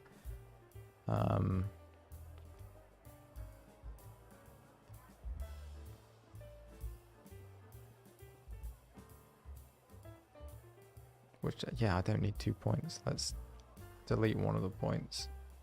Let's move you all the way down. Or maybe I do have to have 2 points. Oh no, right click to delete. Okay, cool. And actually, I suppose you're going to have to be a gradient 2D.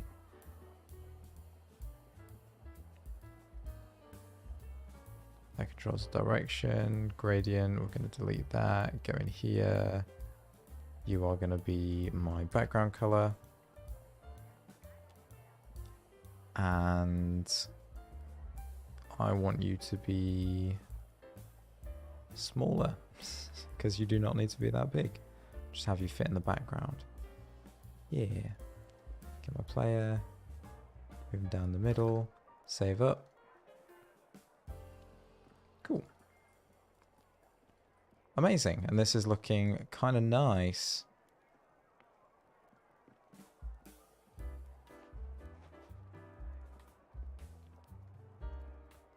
Yeah, I dig it. I want the shadow to not be quite so low on the player.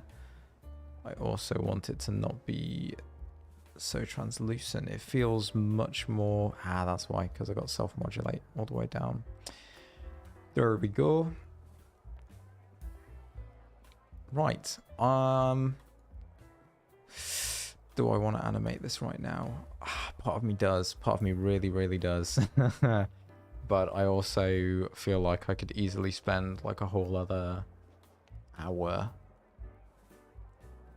or more working on this.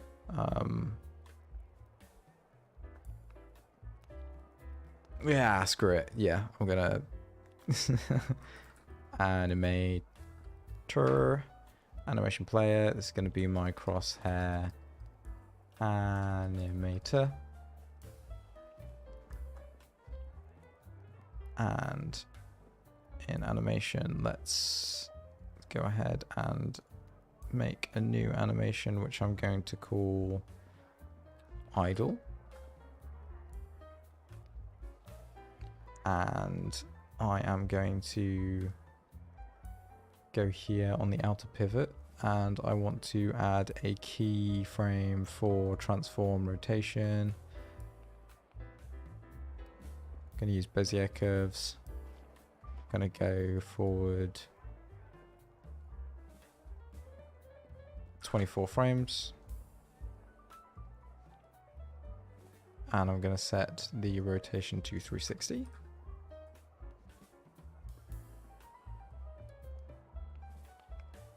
That is way too slow.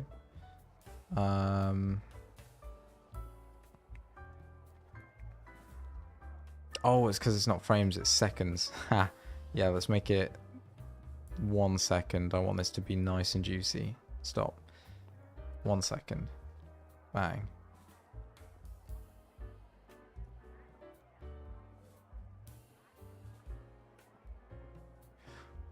Ooh. Maybe I don't want to use Bezier curves. Yeah, I just want it to be linear. How do I zoom? Bruh.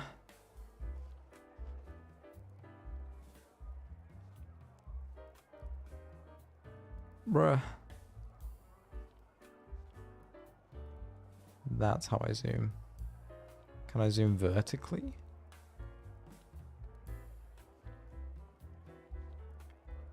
Aha, linear. And I want it to be autoplay and looping.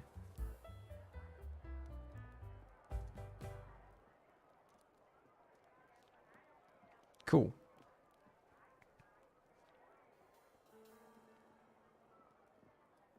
And then, right, let's handle the outers.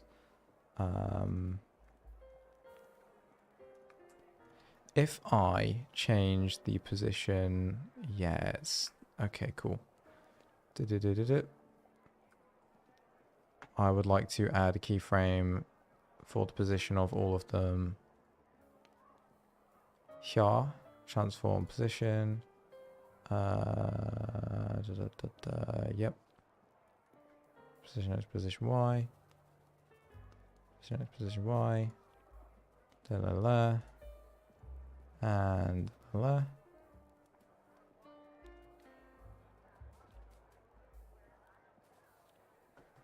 then I'll do the same here for all of them.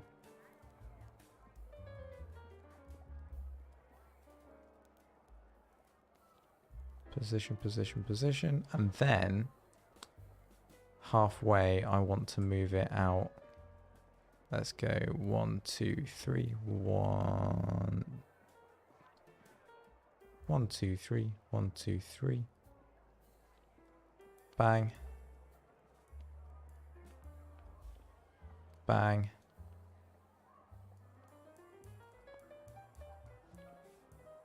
Three. Bang. Bang.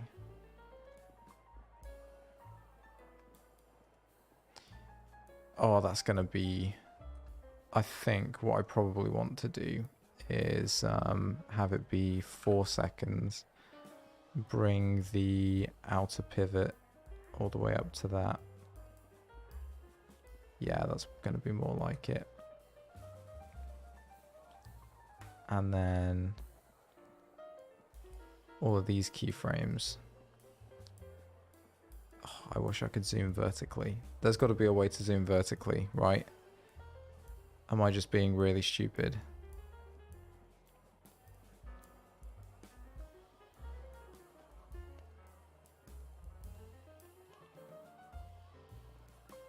Let's have it pulse more like that. And the curve on these ones, I want to be...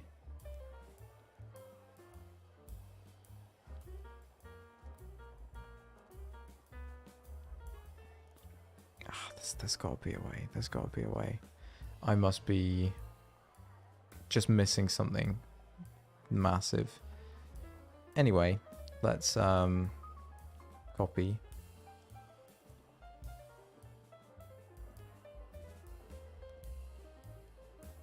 Leave you at 0.5 for now, and then copy, paste, duplicate keys. There we go.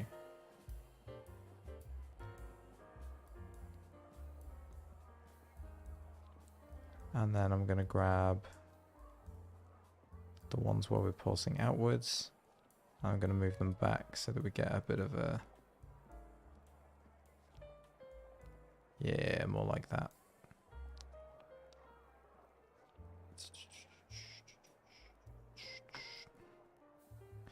Oh, it's a wee bit slow. But how do I scale an animation? Is it possible to scale an animation? Hello, hello, welcome. Don't suppose you're a Godot user, are you? I'm trying to figure out how to scale this animation to be smaller, because right now it's just way too slow. It should look cool though. Yeah, it's just way too slow. I want to make sure that this is appearing on top of everything, because at the moment it's a wee bit slow. I'd want to add shadow to it as well. Yeah, so right, checklist for things that I definitely want to do. Shadows in code 100%, because I want everything to have shadows. Force the crosshair to be on top. Fix the animation as well, even though it does look pretty cool already. Color scheme is looking nice. Adding enemies, and figuring out, yeah, how we're going to do player damage and waves as well. I think probably what I want to do is I will want to create a camera, and I will want it to be zoomed to like 0.5. And actually, you know what? This is great because it means I can have everything at 0, 0. Transform, reset. Let's reset the player transform. And then the background will just make like way bigger. Cool. That's probably going to look fine. Yeah, there we go. Much better. And then I can make the bullets like bigger and faster and chunky. I just want to add one more animation to the crosshair, which I realize now because the fact that I'm spinning it. Okay, you know what? We're going to delete the... What? Come on. Delete the rotation track, which means I can also do this. Delete these keyframes, which means I can make this more like half a second. Bring this in much closer. You are going to be 0.5.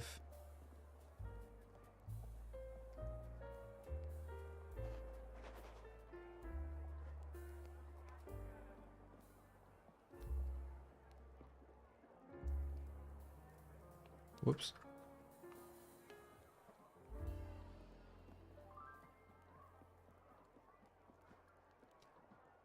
Ooh, come on. Oh, let me put it on 0.25. Let's turn off snapping. Pause.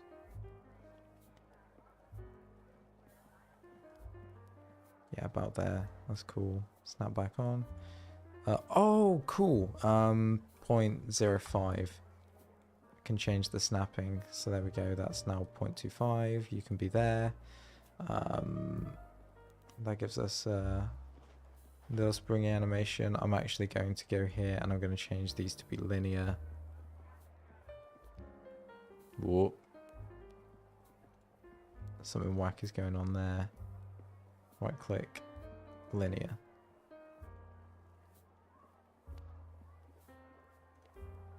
Maybe I don't want linear. I want them to be like...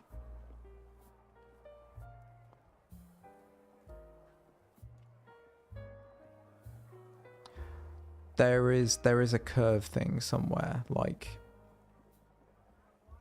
I just can't for the life of me remember where it is. That's fine though. Let's go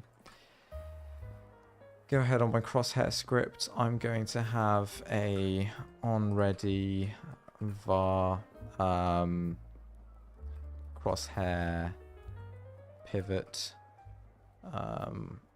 which is going to be equal to $outer pivot.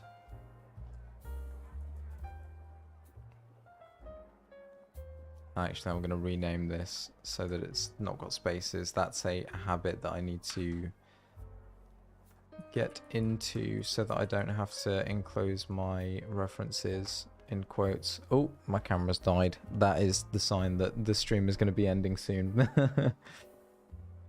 I'll just I'll finish up this crosshair.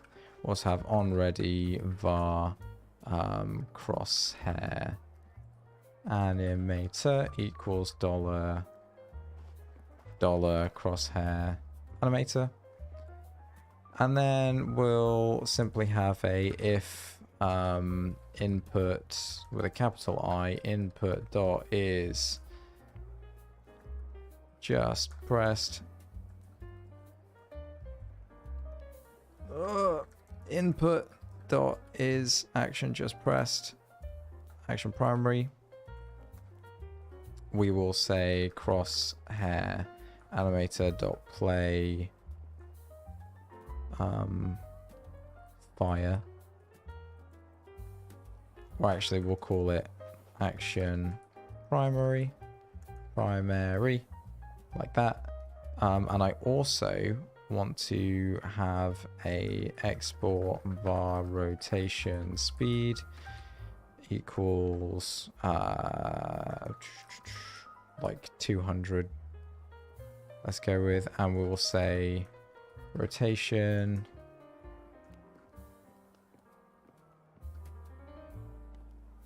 plus equals rotation speed times delta, I think should do it. Identify delta not. Oh, cool. Yeah, because I underscored it. Sick. Let's make the fire animation. So we will go ahead, animation, new, fire. Oh, no, action, primary. And we will go ahead and add tracks for... Oh, lots of different track shapes. There's going to be so much for me to learn.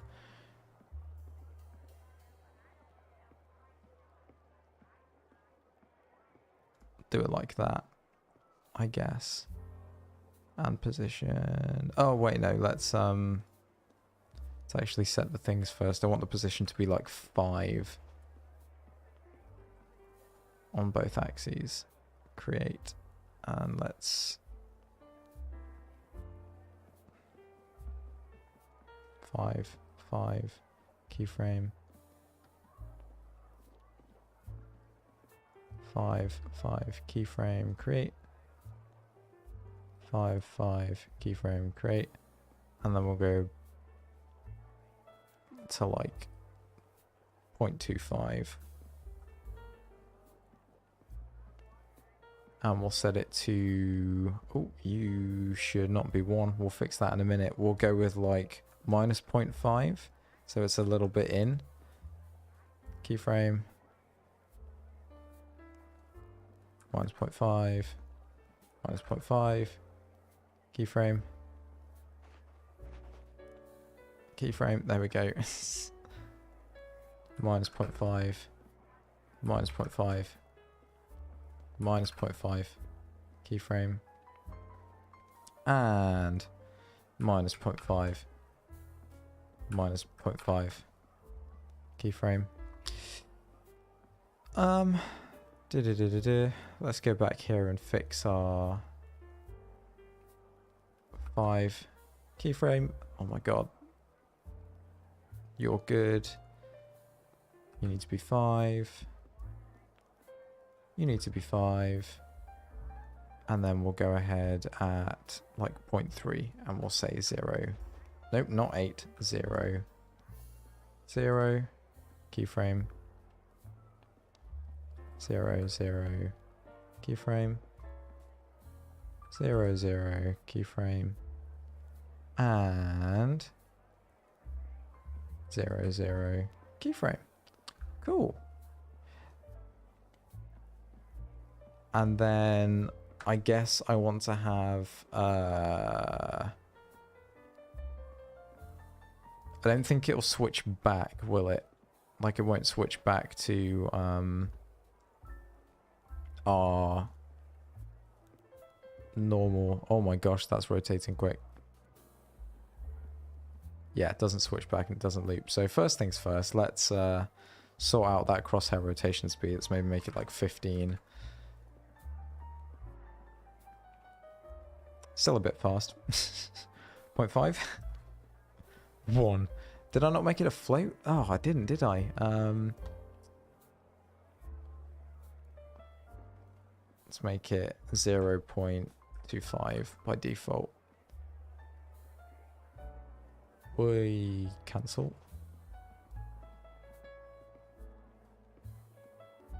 Okay, that's a bit slow now. 1.5. There we go, that's more like it. I've also messed up the animation, but yeah, it doesn't go back after it's played. So, is there like a crosshair animator dot animation finished?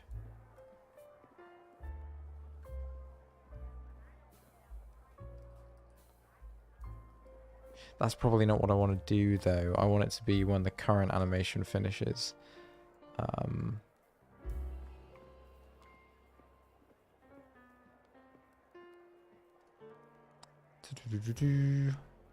Back to the documentation.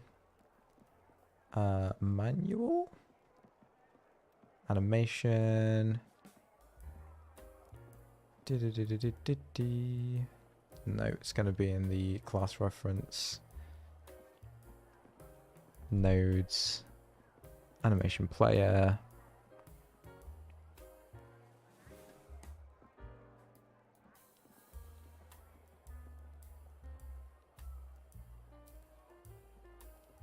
Set next.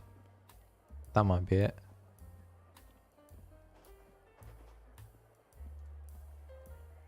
Triggers the anim2 animation when the anim from. Amazing. Cool.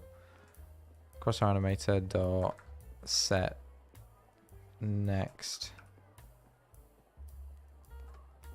And it's going to be action primary.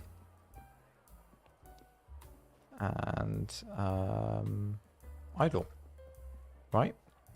And then I also need to actually fix that animation on the crosshair because I realized that I'm actually setting all of them to 5 when it should be that like this one is getting set to -5, -5, like that. Keyframe. This one should be -5 on X, but +5 on Y. This one needs to be -5 on Y, positive on X. And finally, this one needs to be positive on both. And then we'll do the same thing over here. We should be looking at...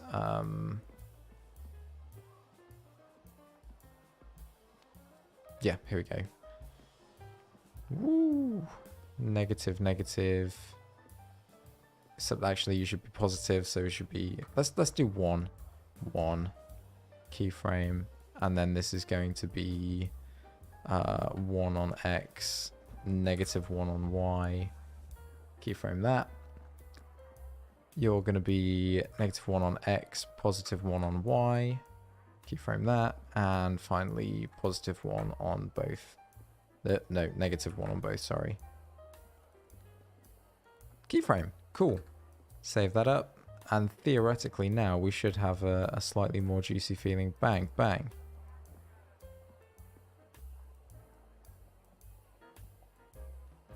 The animation isn't quite fast enough.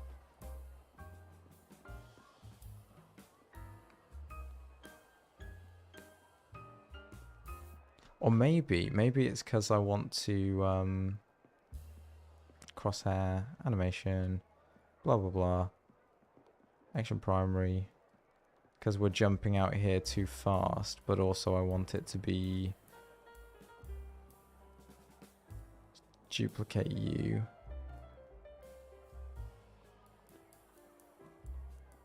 Snap back small quite quick and then come back out. Yeah, something like that.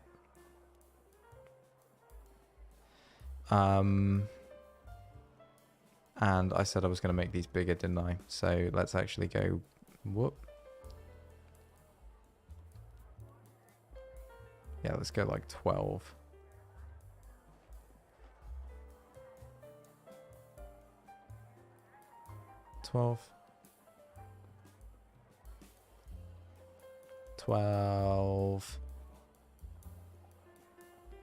And 12. Save that up. Back to our main. Let's have a look. That's way too dramatic now. One to fiddle with, and also because it's not quite snappy enough. Like it needs to we need to have some override on the thing, because it's... Can you... Please, bro. My guy.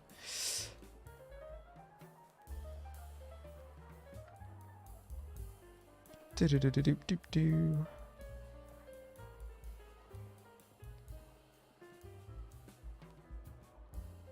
I suppose we can clear the queue. So we can do crosshair animator dot clear queue.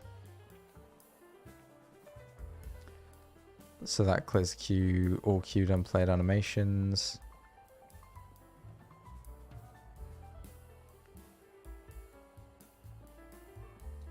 And that should probably do it straight away. So then, yeah, it's just getting it looking right over here, which is probably going to be a get the spacing a bit better.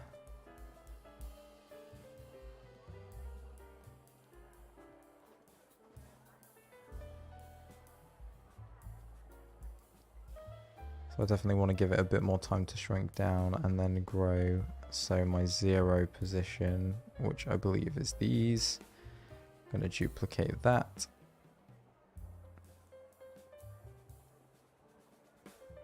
Over here. Duplicate, duplicate. There we go.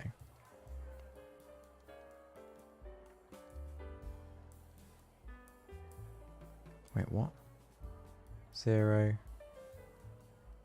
Down. Bang. Back to 0.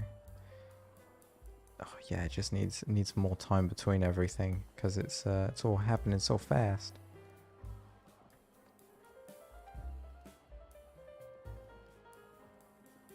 But it's like I don't want it to be a 1 second animation because that's just way too slow.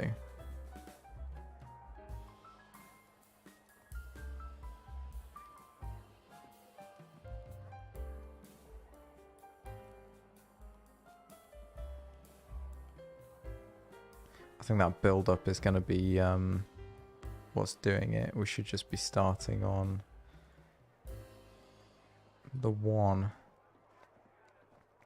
Back to 0. So we start big and then shrink down.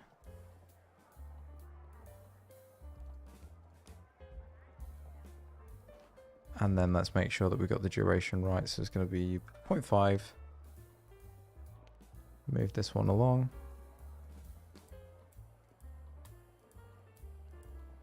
And then I want to fix the lerping there because something feels weird. Curves. These ones. Make linear.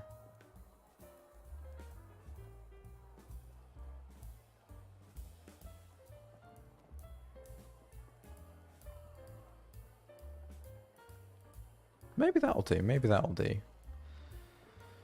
Probably won't, but at that point, I'm going to be like, bang. Oh, okay. I'm happy with that fire. I think if I added a bit of screen shake and maybe a bit of pulse on the player as well.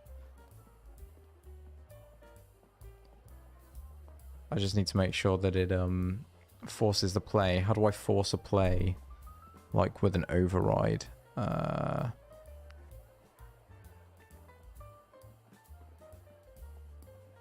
Plays animation with name because when it's set, the front end option effects to switch to new animation track or blah blah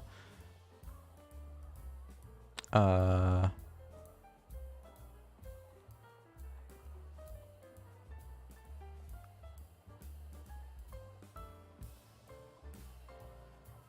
To perform the update immediately, call advanced 0. Let's try that. So we'll do cross hair animator dot advance 0. And theoretically, actually, you know what? We can just test this in the scene, can't we? Even though it's going to be up in the corner. Oh no, because it follows the mouse. Bang. No, I can't just spam the button yet, unfortunately. As soon as I've got that fixed, I am going to end it there. Stops the current animation. The animation position is reset to 0. Wonder if that'll work. So if I stop.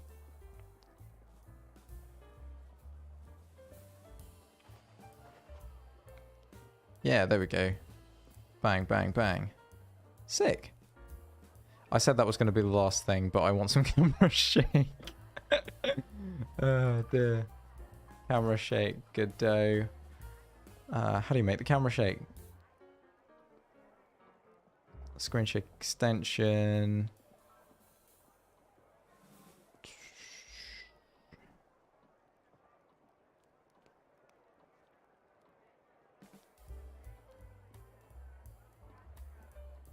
I mean, that's probably going to be the way to do it, isn't it? It's going to be to just grab a little extension to use. I don't want to watch a video right now.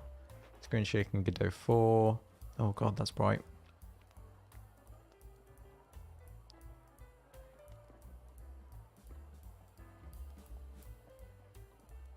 Fast noise and light.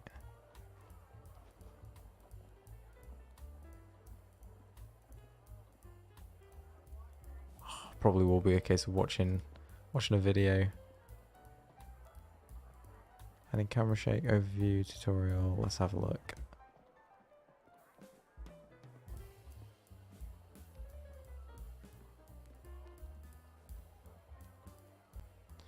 Camera 2D. Playback speed. A tween node. Oh, I see. Okay. So that's probably going to be a just hit it.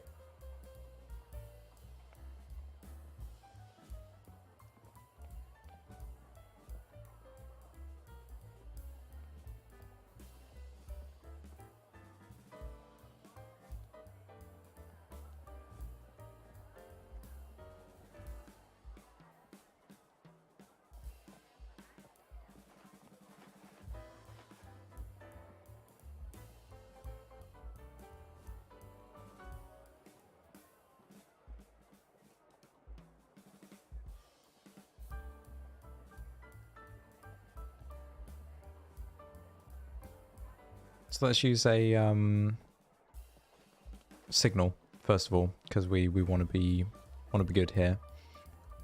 Gonna add a sprite to my camera script, sorry, which we will call camera create, and I will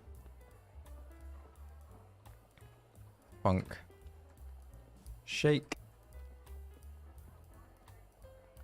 which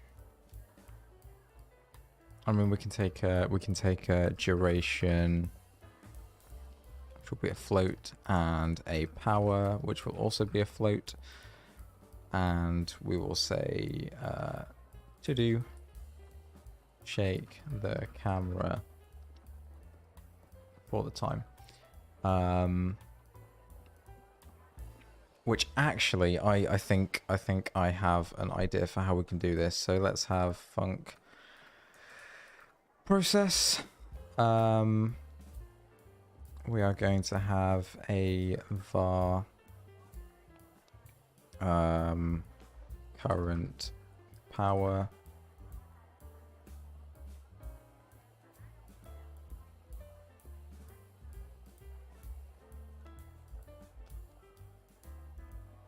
something like that, which is going to be a float, and we will have a var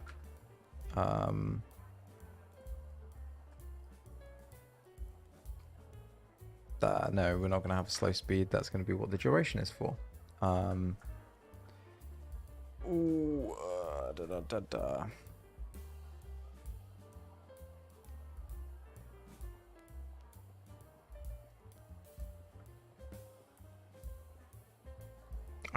I could probably say yeah.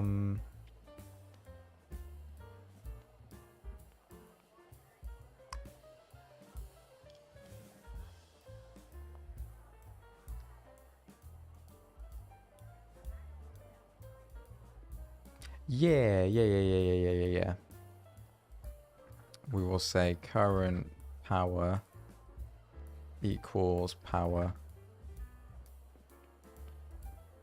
and then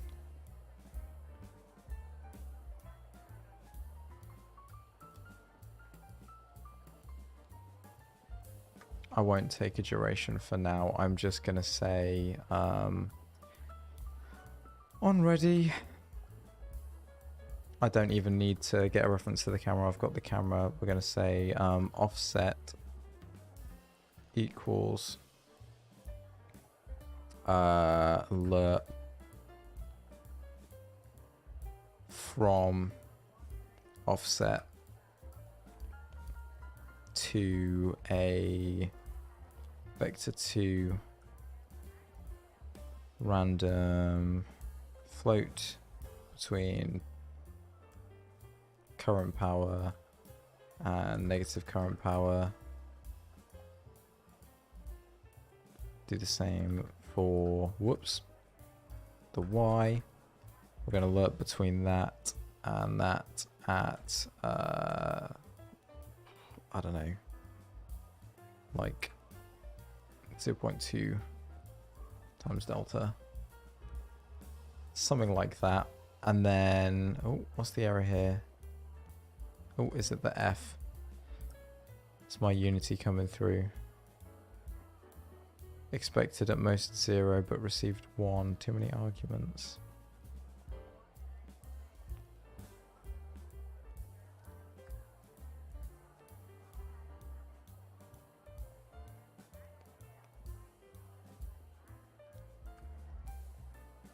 Let's have a look. Godot random between 2 floats.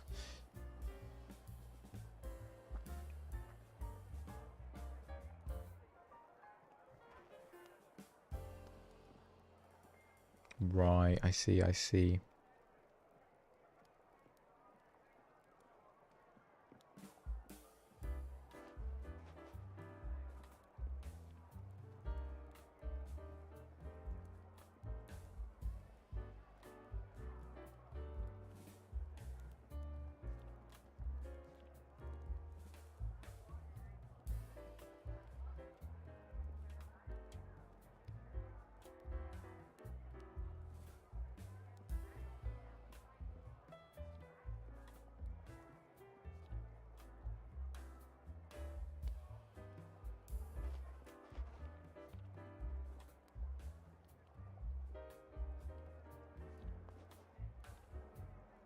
So I guess what I probably want to do is do rand f mod current power minus current power.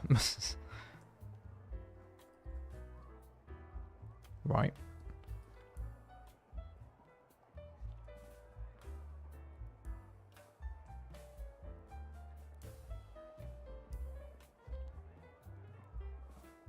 Oh, you can't use mod on a float. For real?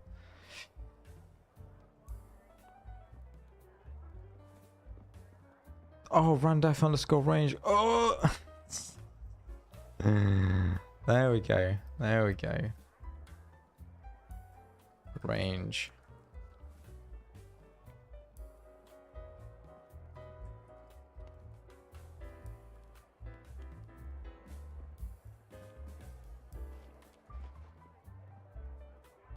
And that's going to be negative current power and current power. In both cases, are we finally there? I think we're finally there. Cool. And then I want a callback here for on player shoot on the camera. And we are simply going to call shake with a power of like 20, I guess. We'll see what that does. It's probably going to be way extreme. Oh no, it just doesn't do anything.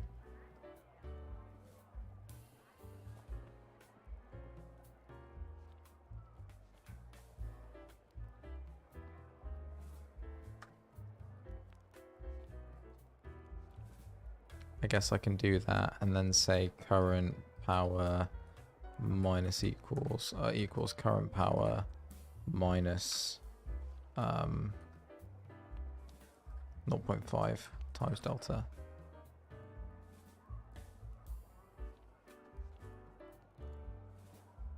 Woof, that is That is screen shake. Current power dot clamp. Oh wait, no, I can just do clamp, can't I? Clamp F. Current power 0, and then can I do float dot max value? Is that still a thing?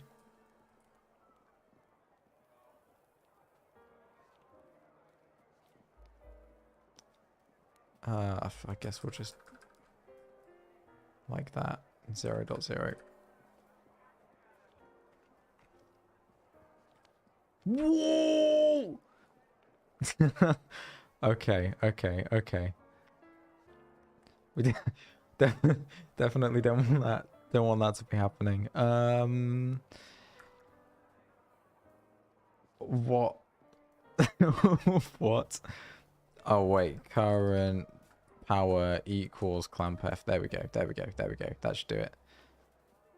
Bang, bang, bang. Oh, that is way too juicy.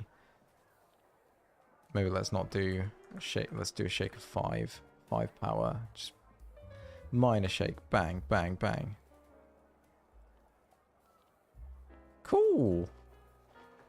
You know, maybe 5 is even a little bit too high. We'll do like 2.5, but I'm going to have it... I am going to multiply by delta. Eventually, I'll figure out... Oh, no, that's just too slow, isn't it? We need a duration of some kind, so that I'm not messing around trying to hard code values that make the shake like not last for ages, but also not be like crazy. There we go. That's subtle. Cool. All right.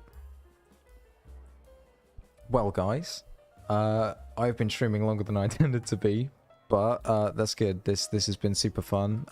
This is good progress. We've created a little player with a cursor that can shoot, fire around, and we've got bullets with a nice trail effect, good colors, bit of camera shakes, nice and juicy. So I'm gonna call it a wrap there. I want to say thank you everybody for joining in. Like I say, I'll be streaming again next week at some point. Probably not once. I'll be doing it like 2 or 3 times over the course of the week. If you did enjoy, be sure to leave a like. Let me know in the comments if you want to see anything else in the next one, or if you have any ideas for this. There is a link to wishlist my game Tilelands in the description as well. If you haven't already, please go check it out. It'd be much appreciated. And yeah, I will leave you guys to it. Thank you very much.